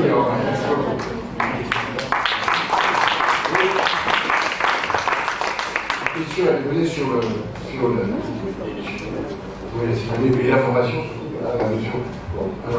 Juste avant de passer le micro, il permet une question, parce que c'est bien qu'on remette effectivement l'humain au centre, c'est capital. Un élément très important qu'on a découvert les uns les autres, puisque la nouvelle technologie est devenue un peu le fil rouge des différentes commissions, on a découvert le nécessaire, c'est qu'il y a un nouveau phénomène aussi qui est en découle de cette nouvelle technologie, c'est le fait que nous sommes tous des producteurs d'informations. Tout à l'heure, la dame a dit tout à l'heure, très justement, il y a beaucoup d'informations, qu'est-ce qu'on en fait, qu'est-ce qu'on en fait, qu'est-ce qu'on en fait. Il y en a beaucoup parce que tout le monde est capable aujourd'hui, avec la nouvelle technologie, de produire de l'information. Ne serait-ce que lorsque vous allez sur le net pour vendre quelque chose sur le Bon Coin, pour ne citer que lui, ou d'aller sur un réseau social quel qu'il soit, la moindre phrase, le moindre mot que l'on va écrire, c'est une information. Et ce qu'on ne sait pas, c'est que cette information, elle va être diffusée, parfois à une échelle très impressionnante. Donc, Monsieur Lisnard disait tout à l'heure qu'il faut nous éduquer les uns les autres, éduquer le citoyen. Je pense que c'est capital. Ça passe effectivement par la formation, ça passe par l'école, ça passe par l'écoute, ça passe surtout par les enfants, qui les premiers sont confrontés à la réception d'informations, mais aussi à l'émission. On voit des gamins sur leur téléphone qui écrivent aujourd'hui, si vous avez... Je ne pense pas qu'il y ait un seul parmi vous qui puisse me dire que j'ai tort. J'en connais plus la langue française quand je vois un tweet, un Facebook, on écrit absolument n'importe quoi. Certaines personnes vous disent c'est normal, c'est la révolution, c'est l'évolution. J'ai parlé d'involution, mais ça fait partie de l'information que l'on produit. Alors comment faire pour produire de la qualité durable et vérifiable? C'était une réflexion et je crois que monsieur avait une question. On revient encore une fois au flux de données. C'est vrai qu'il est essentiel d'avoir de plus en plus de vitesse sur ces fameux tuyaux numériques. Et donc la fibre en est une conséquence. Donc ça va permettre effectivement de pouvoir distribuer une information plus rapidement, générer, créer ou imaginer à hauteur, sur des terminaux, sur des choses très simples. En tout cas, encore une fois, on revient sur les usages qui doivent être simples. Donc ça, aujourd'hui, on sait le maîtriser. On sait aujourd'hui, vous envoyez un mail, vous envoyez l'information quelque part. Donc tout ça, c'est un petit peu pareil, même si on voyait que l'interface sera un petit peu différente. Donc après, effectivement, la notion de sécurité. Alors là, vaste problème, bien entendu. C'est très bien que surtout dans le monde numérique, la sécurité n'existe pas à 100%, elle n'existera jamais. Il y aura toujours la personne qui aura la possibilité de contrecarrer une sécurité d'un écrit qui n'est plus d'un écrit d'ailleurs, etc. Et ainsi de suite. Cependant, il y a quand même des choses qui existent. Il y a d'abord l'information en termes de stockage, qui en général est publiquée à travers le monde, à travers les data centers, à travers le cloud. Aujourd'hui, on voit ce terme-là. C'est en fait ni moins qu'une distribution partagée. Et puis il y a la notion de sécuriser le flux de données en lui-même. On le connaît notamment avec le fameux cadenas qu'on peut voir lorsque l'on est sur le web et qu'on décide de faire un paiement par carte bancaire. C'est ce qu'on appelle l'information cryptée sécurisée, qui a ses limites, mais il y a de nouvelles technologies qui existent aujourd'hui. Et puis enfin, là c'est un peu plus délicat, c'est d'empêcher d'accéder à l'information. Parce qu'une fois qu'elle est stockée, il faut arriver à mettre des verrous, il faut arriver à faire des choses comme ça. Donc aujourd'hui, la technologie permet, d'une manière assez simple, on a les meilleurs exemples. Jusqu'à présent, il y a peu, on va dire, non pas, peu d'exemples, notamment dans le monde bancaire, par exemple, où il y a des comptes, des données stockées qui disparaissent comme ça du jour au lendemain. Alors, il y a bien sûr des exactions qui sont faites, mais aujourd'hui on arrive à obtenir des bons résultats et on va aller de plus en plus loin, notamment avec la physique quantique, et notamment les calculs quantiques. Donc ça existe, effectivement c'est faisable. Après, toujours, on revient au même problème, c'est comment donner un outil simple à utiliser, capable justement d'être au quotidien le compagnon de chacun pour pouvoir produire de l'information. Je ne sais pas si j'ai pu répondre à votre question. Oui, de toute façon la question est complexe. Déjà merci de me donner la question, de nous donner la réponse.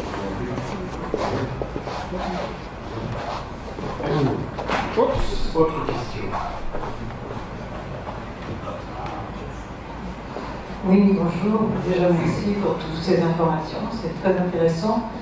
Et enfin, c'est une question et en même temps un constat. Je comprends tout à fait que Cannes doit être au niveau international. On vient tous du Festival de Cannes, ça arrive de tout le coin du monde, ils sont habitués à tout avoir, on ne peut pas être en dessous d'une prestation comme ça, surtout si on veut avoir toujours un temps d'avance. Et je dis ça, donc la partie, je dirais, business, stratégique, économique, il faut absolument la développer, je crois que la mairie travaille absolument là-dessus. Par contre, moi, ma question, elle est plus, nous sommes aussi des parties prenantes, nous, les entreprises qui s'installent, tous les gens, je me posais la question, est-ce que les élus sont déjà formés à ça?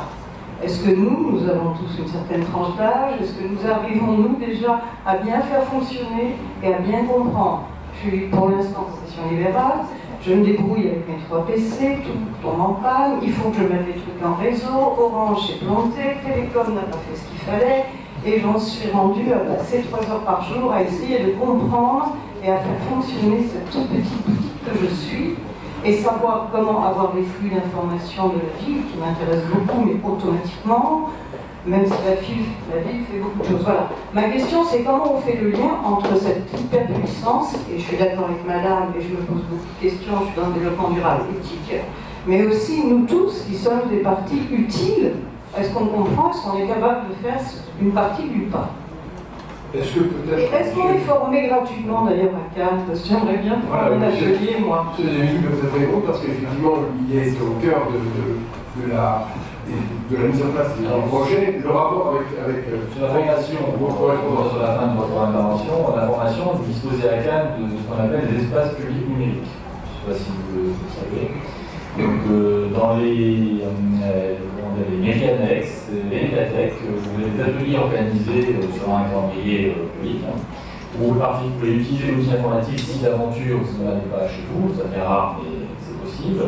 Et donc vous pouvez avoir aussi de l'assistance apportée par des animateurs qui viennent vous former, qui au traitement de texte, qui à Internet, voilà, pour essayer de donner quelques bonnes pratiques générales dans l'usage quotidien d'un outil informatique. Il ne s'agit pas de former des informaticiens, clairement, mais de donner à ceux qui n'ont pas la capacité d'avoir dans la famille des proches ou quelqu'un qui puisse un peu les aider au départ à mettre le pied, alors donner, je dirais, des basiques pour bien comprendre ce qu'ils font lorsqu'ils utilisent un ordinateur. Alors, et bien évidemment, dès qu'ils sont connectés à Internet, puisque là, tout de suite, c'est un peu la bête de Pandore. Beaucoup de personnes surfent sans vraiment savoir ce qu'elles font, où elles sont et quelles sont les problématiques de sécurité telles que madame l'évoquait tout à l'heure, et sont prêtes à saisir n'importe quel code, n'importe quel nom, voilà, elles s'exécutent immédiatement dès que l'ordinateur entend quoi que ce soit. Et ça, au travers des espaces numériques, on essaie quand même d'éduquer, entre guillemets, informatiquement parlant, les participants pour qu'ils soient un peu moins naïfs face à l'outil informatique et notamment à l'usage d'Internet. Oui, je peux intervenir un tout petit peu puisque moi je suis formateur dans les clubs LH de Cannes à Internet. Et donc les clubs LH de Cannes, on a donné les chiffres, un tiers de la population cannoise est senior, donc ça fait au moins 20 000 seniors sur Cannes. Les clubs LH ont 10 000 adhérents. Et on a, nous, parmi les vocations, on a la formation à Internet pour débutants, puisqu'on a un énorme nombre d'adhérents qui sont la plupart du temps sont des jeunes veuves, le mari est parti, l'ordinateur est là dans un coin, il voudrait bien s'en servir, ils viennent à niveau 0. Et donc on a fait des cours sur une année complète, en 25 séances, pour au bout de 25 séances, qu'ils puissent se servir. Mais on a un mal de chien extraordinaire, on va pas, c'est au niveau des technologies, des techniques, puisque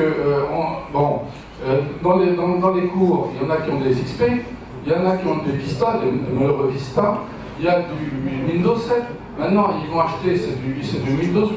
On a mal de chiens à leur faire essayer de prendre ce qu'il faut et leur dire achetez tel, qu'est-ce qu'il faut acheter. Et maintenant, il y a tout le monde Google, il y a l'Android, on a tendance à dire achetez-vous un Android, c'est tellement plus simple. Je reviens donc sur la simplicité, on a raison, ce qui compte beaucoup surtout, c'est la simplicité de formation de ces systèmes qui malheureusement encore beaucoup trop compliqués. messieurs les spécialistes comment faire quand on a un Mac, un Windows, un Blackberry, Je vais vous répondre, moi je vais vous répondre simplement en partageant des expériences. J'ai la chance d'animer sur France Bleu Azur assez régulièrement la revue des experts, où en fait les personnes appellent pour des questions, tout ce qui est plus lambda, en général le jeudi. Ce que je m'aperçois effectivement, c'est que toutes les technologies, en fait, aujourd'hui, les personnes ont tendance à utiliser des mots. J'avais presque dit, même à l'époque, les vendeurs du supermarché Rayon Hightech vendent des mots. Aujourd'hui, c'est pas la technologie, c'est des mots, une mémoire, une aussi, une vitesse plus bas, etc. Et finalement, on tombe dans un petit peu un phénomène de mode, sans avoir été mis au courant des risques, des dangers parfois, et surtout de la problématique que ça peut engendrer en termes de temps, puisque une technologie ne marche pas, ça devient très chronophage parce qu'on va absolument l'utiliser. Pour autant, on n'y arrive pas. Donc il n'y a pas aujourd'hui de règle, est-ce qu'il vaut mieux telle ou telle technologie ou autre. Malheureusement, il n'y a que l'usage qui pourra déterminer si c'est la bonne technologie.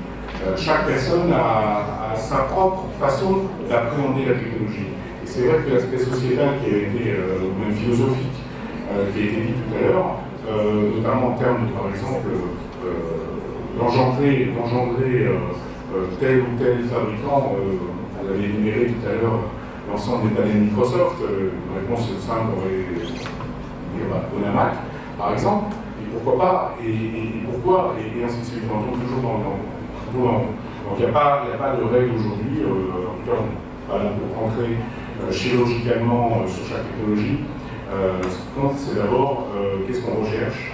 Et puis simplement ce qu'on a en face, l'outil qui va bien, c'est pas la peine d'acheter une technologie qui ne permettra pas, qui sera trop importante, tout simplement par rapport à un usage qu'on peut faire. J'ai une question ici de madame qui vous intéresse sur la formation, on vient d'en parler, mais qui a aussi une thématique, qui va intéresser les filières, puisqu'elle nous parle de façade décorée, mais pas n'importe comment.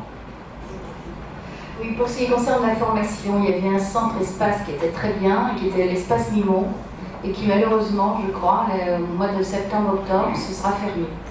Et j'aurais voulu savoir si éventuellement la municipalité, ou je ne sais pas, qu'est-ce qu'on peut faire, parce que vraiment ce centre, qui était à différents niveaux, était à la fois très accessible et ensuite très formateur. Donc voilà, oui, il y avait tout ça, oui, c'était Eric, ça s'appelait effectivement. Donc le pourquoi de comment c'est fermé, je ne sais pas, mais bon, c'est très dommage en tous les cas.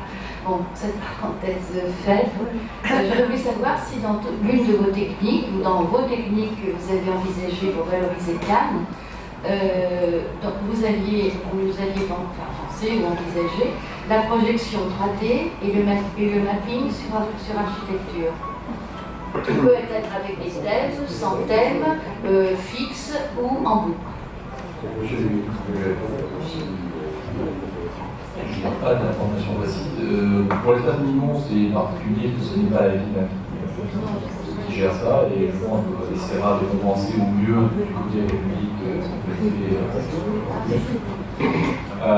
maintenant, pour la partie mapping et autres, je n'ai pas vraiment de éléments à apporter. Ce que je sais, c'est que la ville a souhaité tenter d'utiliser les outils pour justement coller à l'aspect architectural.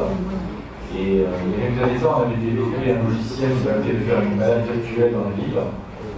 Et ce logiciel permettait justement de retrouver les textures les plus proches de ce qu'était exactement le passage.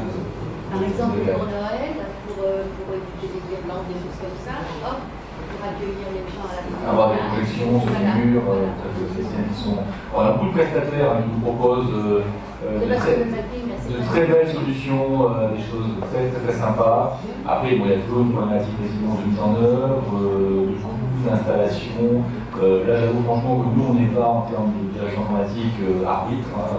Il y a une communication qui va évaluer, je dirais, l'impact en termes de communication d'image. Pour l'instant, c'est vrai que nous restons sur des solutions assez standards, les trois, mais qui ont leur efficacité. Parce que l'évidemment, c'est l'avenir, on est en avenir. Tout à fait, oui. C'est des choses qui sont tout à fait intéressantes, qui viennent bien que nous.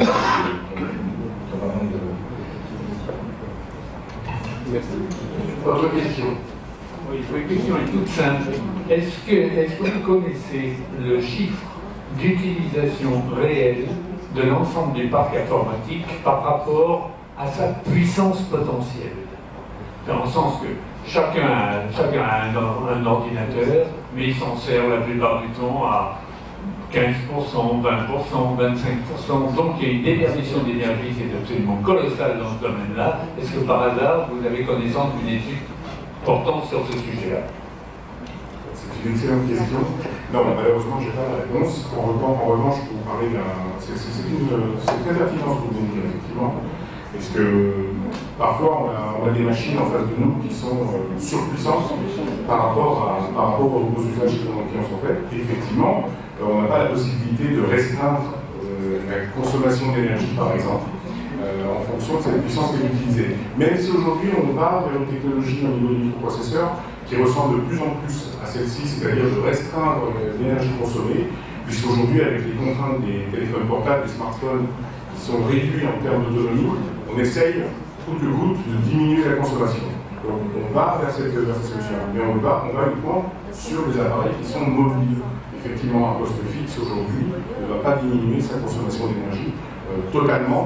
On a des microprocesseurs qui ont travaillé avec un seul cœur, au lieu de 2, 3, 4. Donc effectivement, on commence à aller là-dessus. Et malheureusement, dans mon sens, je n'ai pas la réponse. En revanche, j'ai un exemple qui a été fait par le CETI, qui voulait en fait interconnecter l'ensemble des ordinateurs de la planète. C'était une époque, il y a une quinzaine d'années maintenant, où en fait l'idée c'était d'avoir un immense calculateur mondial qui était en fait un réseau, un maillon d'ordinateurs interconnectés, mais des ordinateurs de particuliers. Et on a effectivement, à l'époque, le parc n'était pas aussi important que celui-ci, mais constaté que la capacité technologique, et notamment en matière de calcul, atteignait des sommes, des valeurs phénoménales, et on pourrait tout à fait continuer à imaginer ça, c'est-à-dire plutôt de tirer sur l'énergie de son propre ordinateur, peut-être d'aller chercher une information de puissance de calcul ailleurs, chez son voisin. Mais malheureusement, je ne suis pas assez... Ça doit être difficile. C'est déjà pratiqué parce qu'on peut mettre son ordinateur dans un réseau et le mettre à disposition des communautés scientifiques et ils travaillent dessus, ça peut sa capacité la nuit, ça fonctionne déjà. Donc ça existe toujours, je m'en sers toujours, régulièrement. Alors madame, ici il y a une question qui touche du monde puisqu'il s'agit de santé et de nouvelles technologies. Je voulais savoir s'il y a une réflexion approfondie justement sur la compatibilité de ces nouvelles technologies et la santé des citoyens. Parce qu'il y a des gens qui ne supportent pas. Et comme il n'y a plus de zone blanche, est-ce qu'il y a quelque chose de prévu pour ces gens? Deux questions. En fait, c'est l'impact des nouvelles technologies sur la santé. Est-ce qu'on a aujourd'hui des chiffres? Est-ce qu'on peut déjà tirer un premier bilan de ce que les nouvelles technologies ont comme impact sur la santé du citoyen? Bien évidemment, Madame Théapel fait référence en particulier au téléphone, à la téléphonie mobile et tout ce qui peut avoir une interconnexion. Aujourd'hui, il est très très difficile d'avoir des études objectives. Jusqu'à présent, dans le monde de la téléphonie mobile, en général, c'était plutôt des sociétés privées qui étaient financées par les opérateurs de façon à obtenir des résultats. Je ne dis pas que les rapports étaient faux, mais en tout cas, il y avait toujours une orientation qui était plutôt positive. En plus, il y avait un deuxième point, c'est le recul. Aujourd'hui, on utilise encore du silicium, on va arriver à l'arsénium de gallium, donc des matériaux qui commencent à différer, qui ne sont pas forcément le même impact environnemental, et y compris sur l'être humain. Donc aujourd'hui, on n'a pas de... Ce qu'on sait aujourd'hui, c'est essentiellement ce qu'on sait au niveau des ondes, c'est-à-dire c'est Maxwell, ce sont des choses qui sont existantes depuis la nuit des temps, quasiment. Mais on n'a pas de vrai rapport aujourd'hui. Est-ce que l'électronique, est-ce qu'un appareil électronique est mauvais pour la santé? On sait qu'il y a des personnes qui sont plus ou moins sensibles à l'électricité d'une manière générale, mais c'est plus un problème de conducteur d'énergie. Mais il n'y a pas aujourd'hui, en tout cas, d'alerte réelle qui permet de dire attention, c'est un vrai danger. Il n'y a pas d'études aujourd'hui.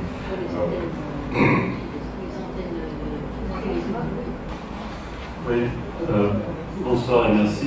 Alors, j'étais intéressé par ce que disait M. Lissner tout à l'heure concernant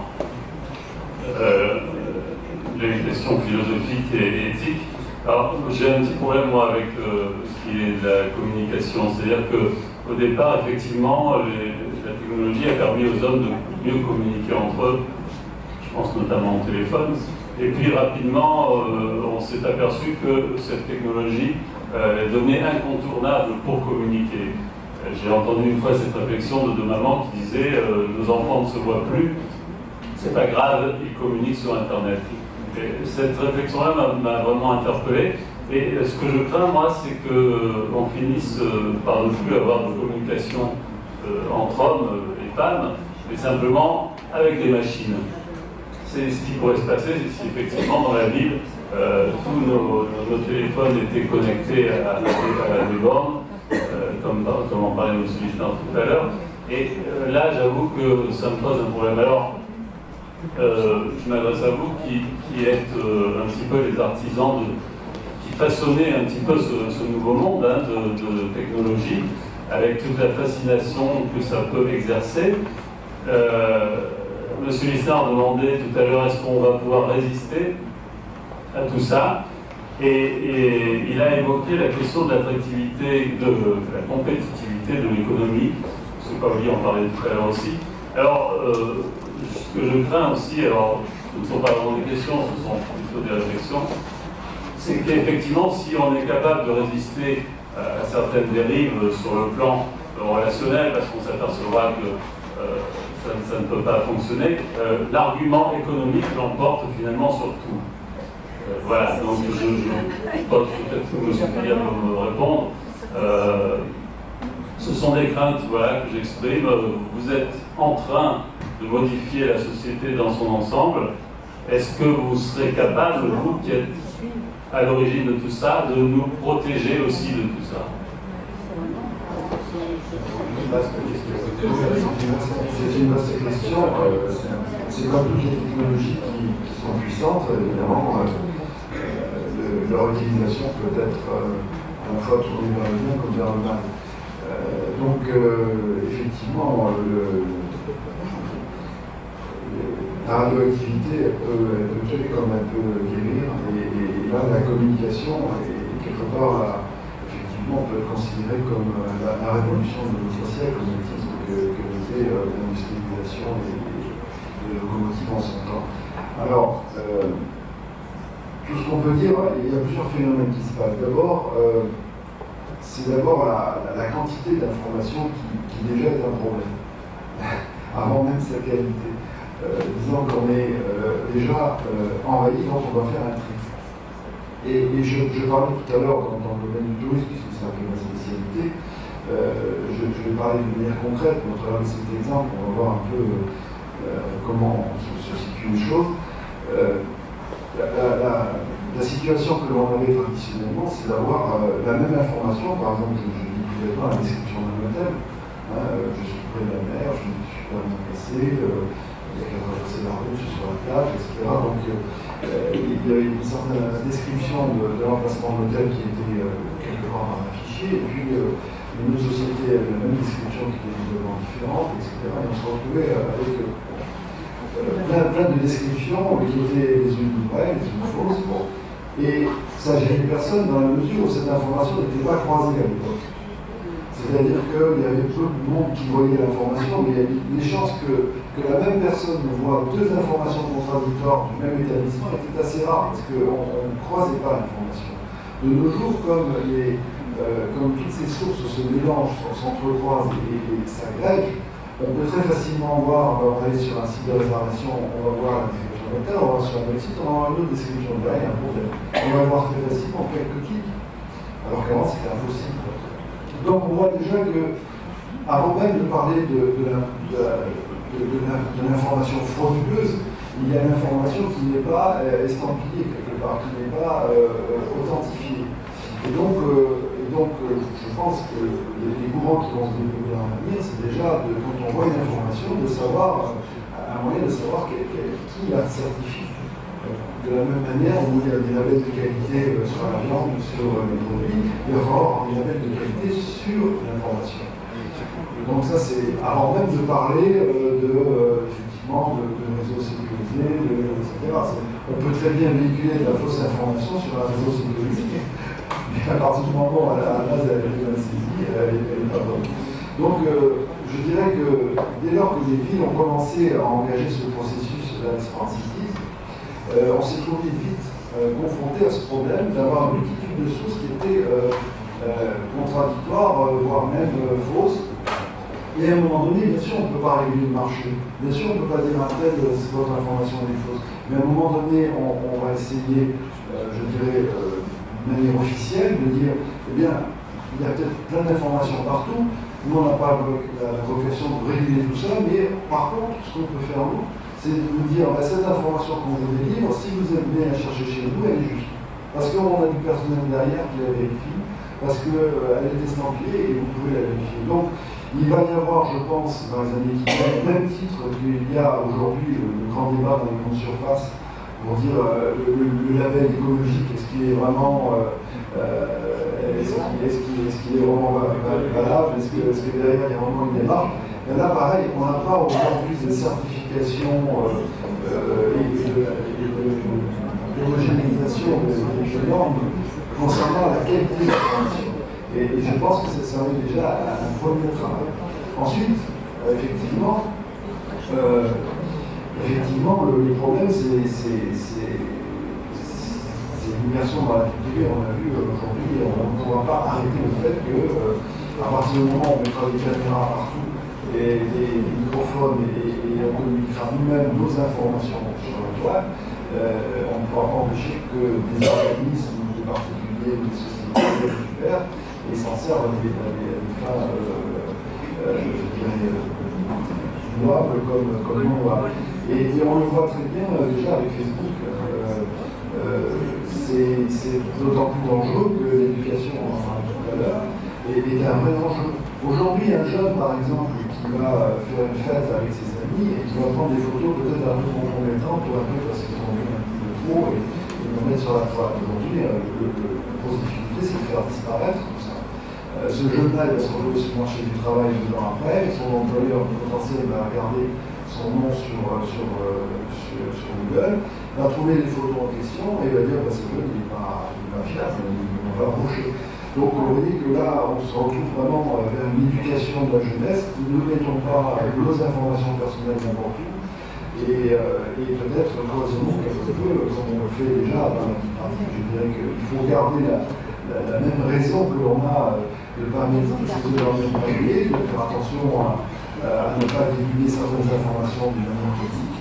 Et je crois que c'est effectivement toute une éducation à avoir. Bien, est-ce qu'on va essayer de ne pas être trop long ce soir, on va faire un tour de question. Est-ce qu'il y a encore une question? On a encore quelques minutes. Moi, je voudrais rajouter, terminer sur ce qu'a dit monsieur, une seconde, parce que tout le monde a des activités. Non, il n'est pas forcément. Sur l'information que vous dites, on prend la photo, on fait passer la photo et c'est compromettant. Il y a des personnes qui utilisent l'information dans l'autre sens, c'est-à-dire elles vont mettre une photo qui est fausse en faisant croire quelque chose. Voilà, dans les deux sens.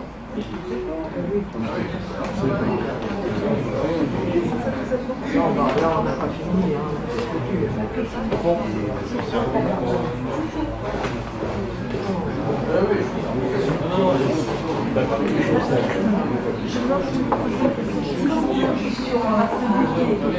Dans le domaine de l'audiovisuel, le droit d'auteur, actuellement, il y a des métiers qui sont le téléchargement. On va conclure simplement, si vous permettez, en quelques lignes. Je vais essayer de faire très vite la synthèse de ce qui a été dit, mais très vite, excusez le caractère télégraphique pour vous ne pas dépasser d'une certaine heure. D'abord, je crois qu'on peut retenir que grâce aux exposés que nous ont fait nos amis de Sophia Bernanda et Denis, on a bien compris qu'on dispose aujourd'hui d'une offre extrêmement importante, diversifiée, et qui évolue très vite, et qui permettrait effectivement, et qui permet aujourd'hui de répondre à un certain nombre de sollicitations de la société en termes d'effectivement numérique. La deuxième réponse qui a été donnée, c'est que oui, effectivement, et David Lissard l'a dit, et tout le monde l'a dit, le numérique fait quand même évoluer favorablement l'économie. On l'a vu quand les mesures qui ont été prises ont permis de réaliser, enfin d'obtenir une attractivité plus grande pour Cannes dans un certain nombre de domaines. Et je crois que c'est confirmé également par nos amis dans des secteurs comme Nice, où il y a effectivement là aussi des moyens touristiques qui ont bénéficié d'une organisation à partir du numérique. Troisième point qu'il faut retenir, c'est que pour qu'une ville soit numérique, apparemment, il faut effectivement, on l'a dit, numérique, il faut qu'elle ait un système qui permette d'avoir une base de données complète, c'est-à-dire qu'il faut que tout soit rassemblé sur une même base, et ça c'est pas simple bien sûr, et que tout doit être non seulement rassemblé sur une même base, mais que les informations doivent être croisées, c'est encore plus compliqué, et qu'enfin, il faut surtout qu'elles soient actualisées. C'est aussi, je parlais de la difficulté, le défi, la signalé tout à l'heure. Le quatrième point que je retiens, c'est que, et on a été rassuré, merci M. le ministre, c'est que la ville est prête. Elle a déjà pris une disposition sur des mesures et qu'elle est prête à affronter ce défi-là. Donc elle peut évoluer puisqu'elle a fait mise en place des systèmes, lancer des actions et mise en place des systèmes qui aujourd'hui lui permettent d'évoluer et de faire face effectivement à ces contraintes futures. Le dernier point que je dirais, c'est en conclusion simplement, et je prendrai la conclusion de Lissard qui est tout à fait rassurante, parce qu'on est en face de un élu, et que qu'est-ce qu'on attend d'un élu, c'est qu'il soit rassurant, c'est qu'effectivement il est les pieds sur terre, c'est qu'effectivement il ne cède pas à cette facilité qui consiste à dire effectivement les technologies, si vous en mode, etc., je vais les utiliser au maximum, sans avoir ce recul qu'il a eu tout à l'heure, et je crois que c'est une autre conclusion, c'est-à-dire que il faut éviter, il faut se protéger contre cette tentation, en mettant d'abord l'homme au centre de notre réflexion. Donc là, on fait effectivement la philosophie, la sociologie, et puis surtout d'avoir une réflexion qui intègre aussi beaucoup de bon sens pour ne pas être dépassé par ces tendances qui aujourd'hui, par cette évolution, font de nous des gens fragilisés par ces choix qui sont à faire et qui sont effectivement délicats. Donc je crois que le bon sens, la réflexion, la mise en place de l'individu au centre de nos préoccupations reste le seul bouclier que nous avons vis-à-vis de ces tentations-là. Alors voilà, c'est effectivement très schématiquement la conclusion à laquelle je voulais, enfin le résumé que je voulais vous présenter. Je veux bien sûr remercier d'être venu et d'avoir animé cette soirée par vos questions toutes très pertinentes. Remercier M. Mini d'avoir bien voulu être présent ce soir et nous dire un peu où on était à la mairie. Remercier effectivement nos amis Alexandre et Eddy qui nous ont fait l'amitié aussi de poursuivre leur travail avec nous, c'est de continuer cette collaboration et nous apporter leur connaissance. De remercier également, effectivement, Guy d'avoir été tout à la fois derrière la caméra, devant, et d'avoir été animateur. Et puis surtout, j'ai la fin du je vais faire la fin pour nous tous, c'est remercier Laurence qui est là, toujours là, et qui est sans fait. Nos réunions, nos manifestations, rencontres n'auraient pas le caractère aussi professionnel qu'ils ont. Voilà, donc merci à vous tous. Et puis, notre prochaine, continuer à travailler. Et le succès poursuit sa route. Et à très bientôt.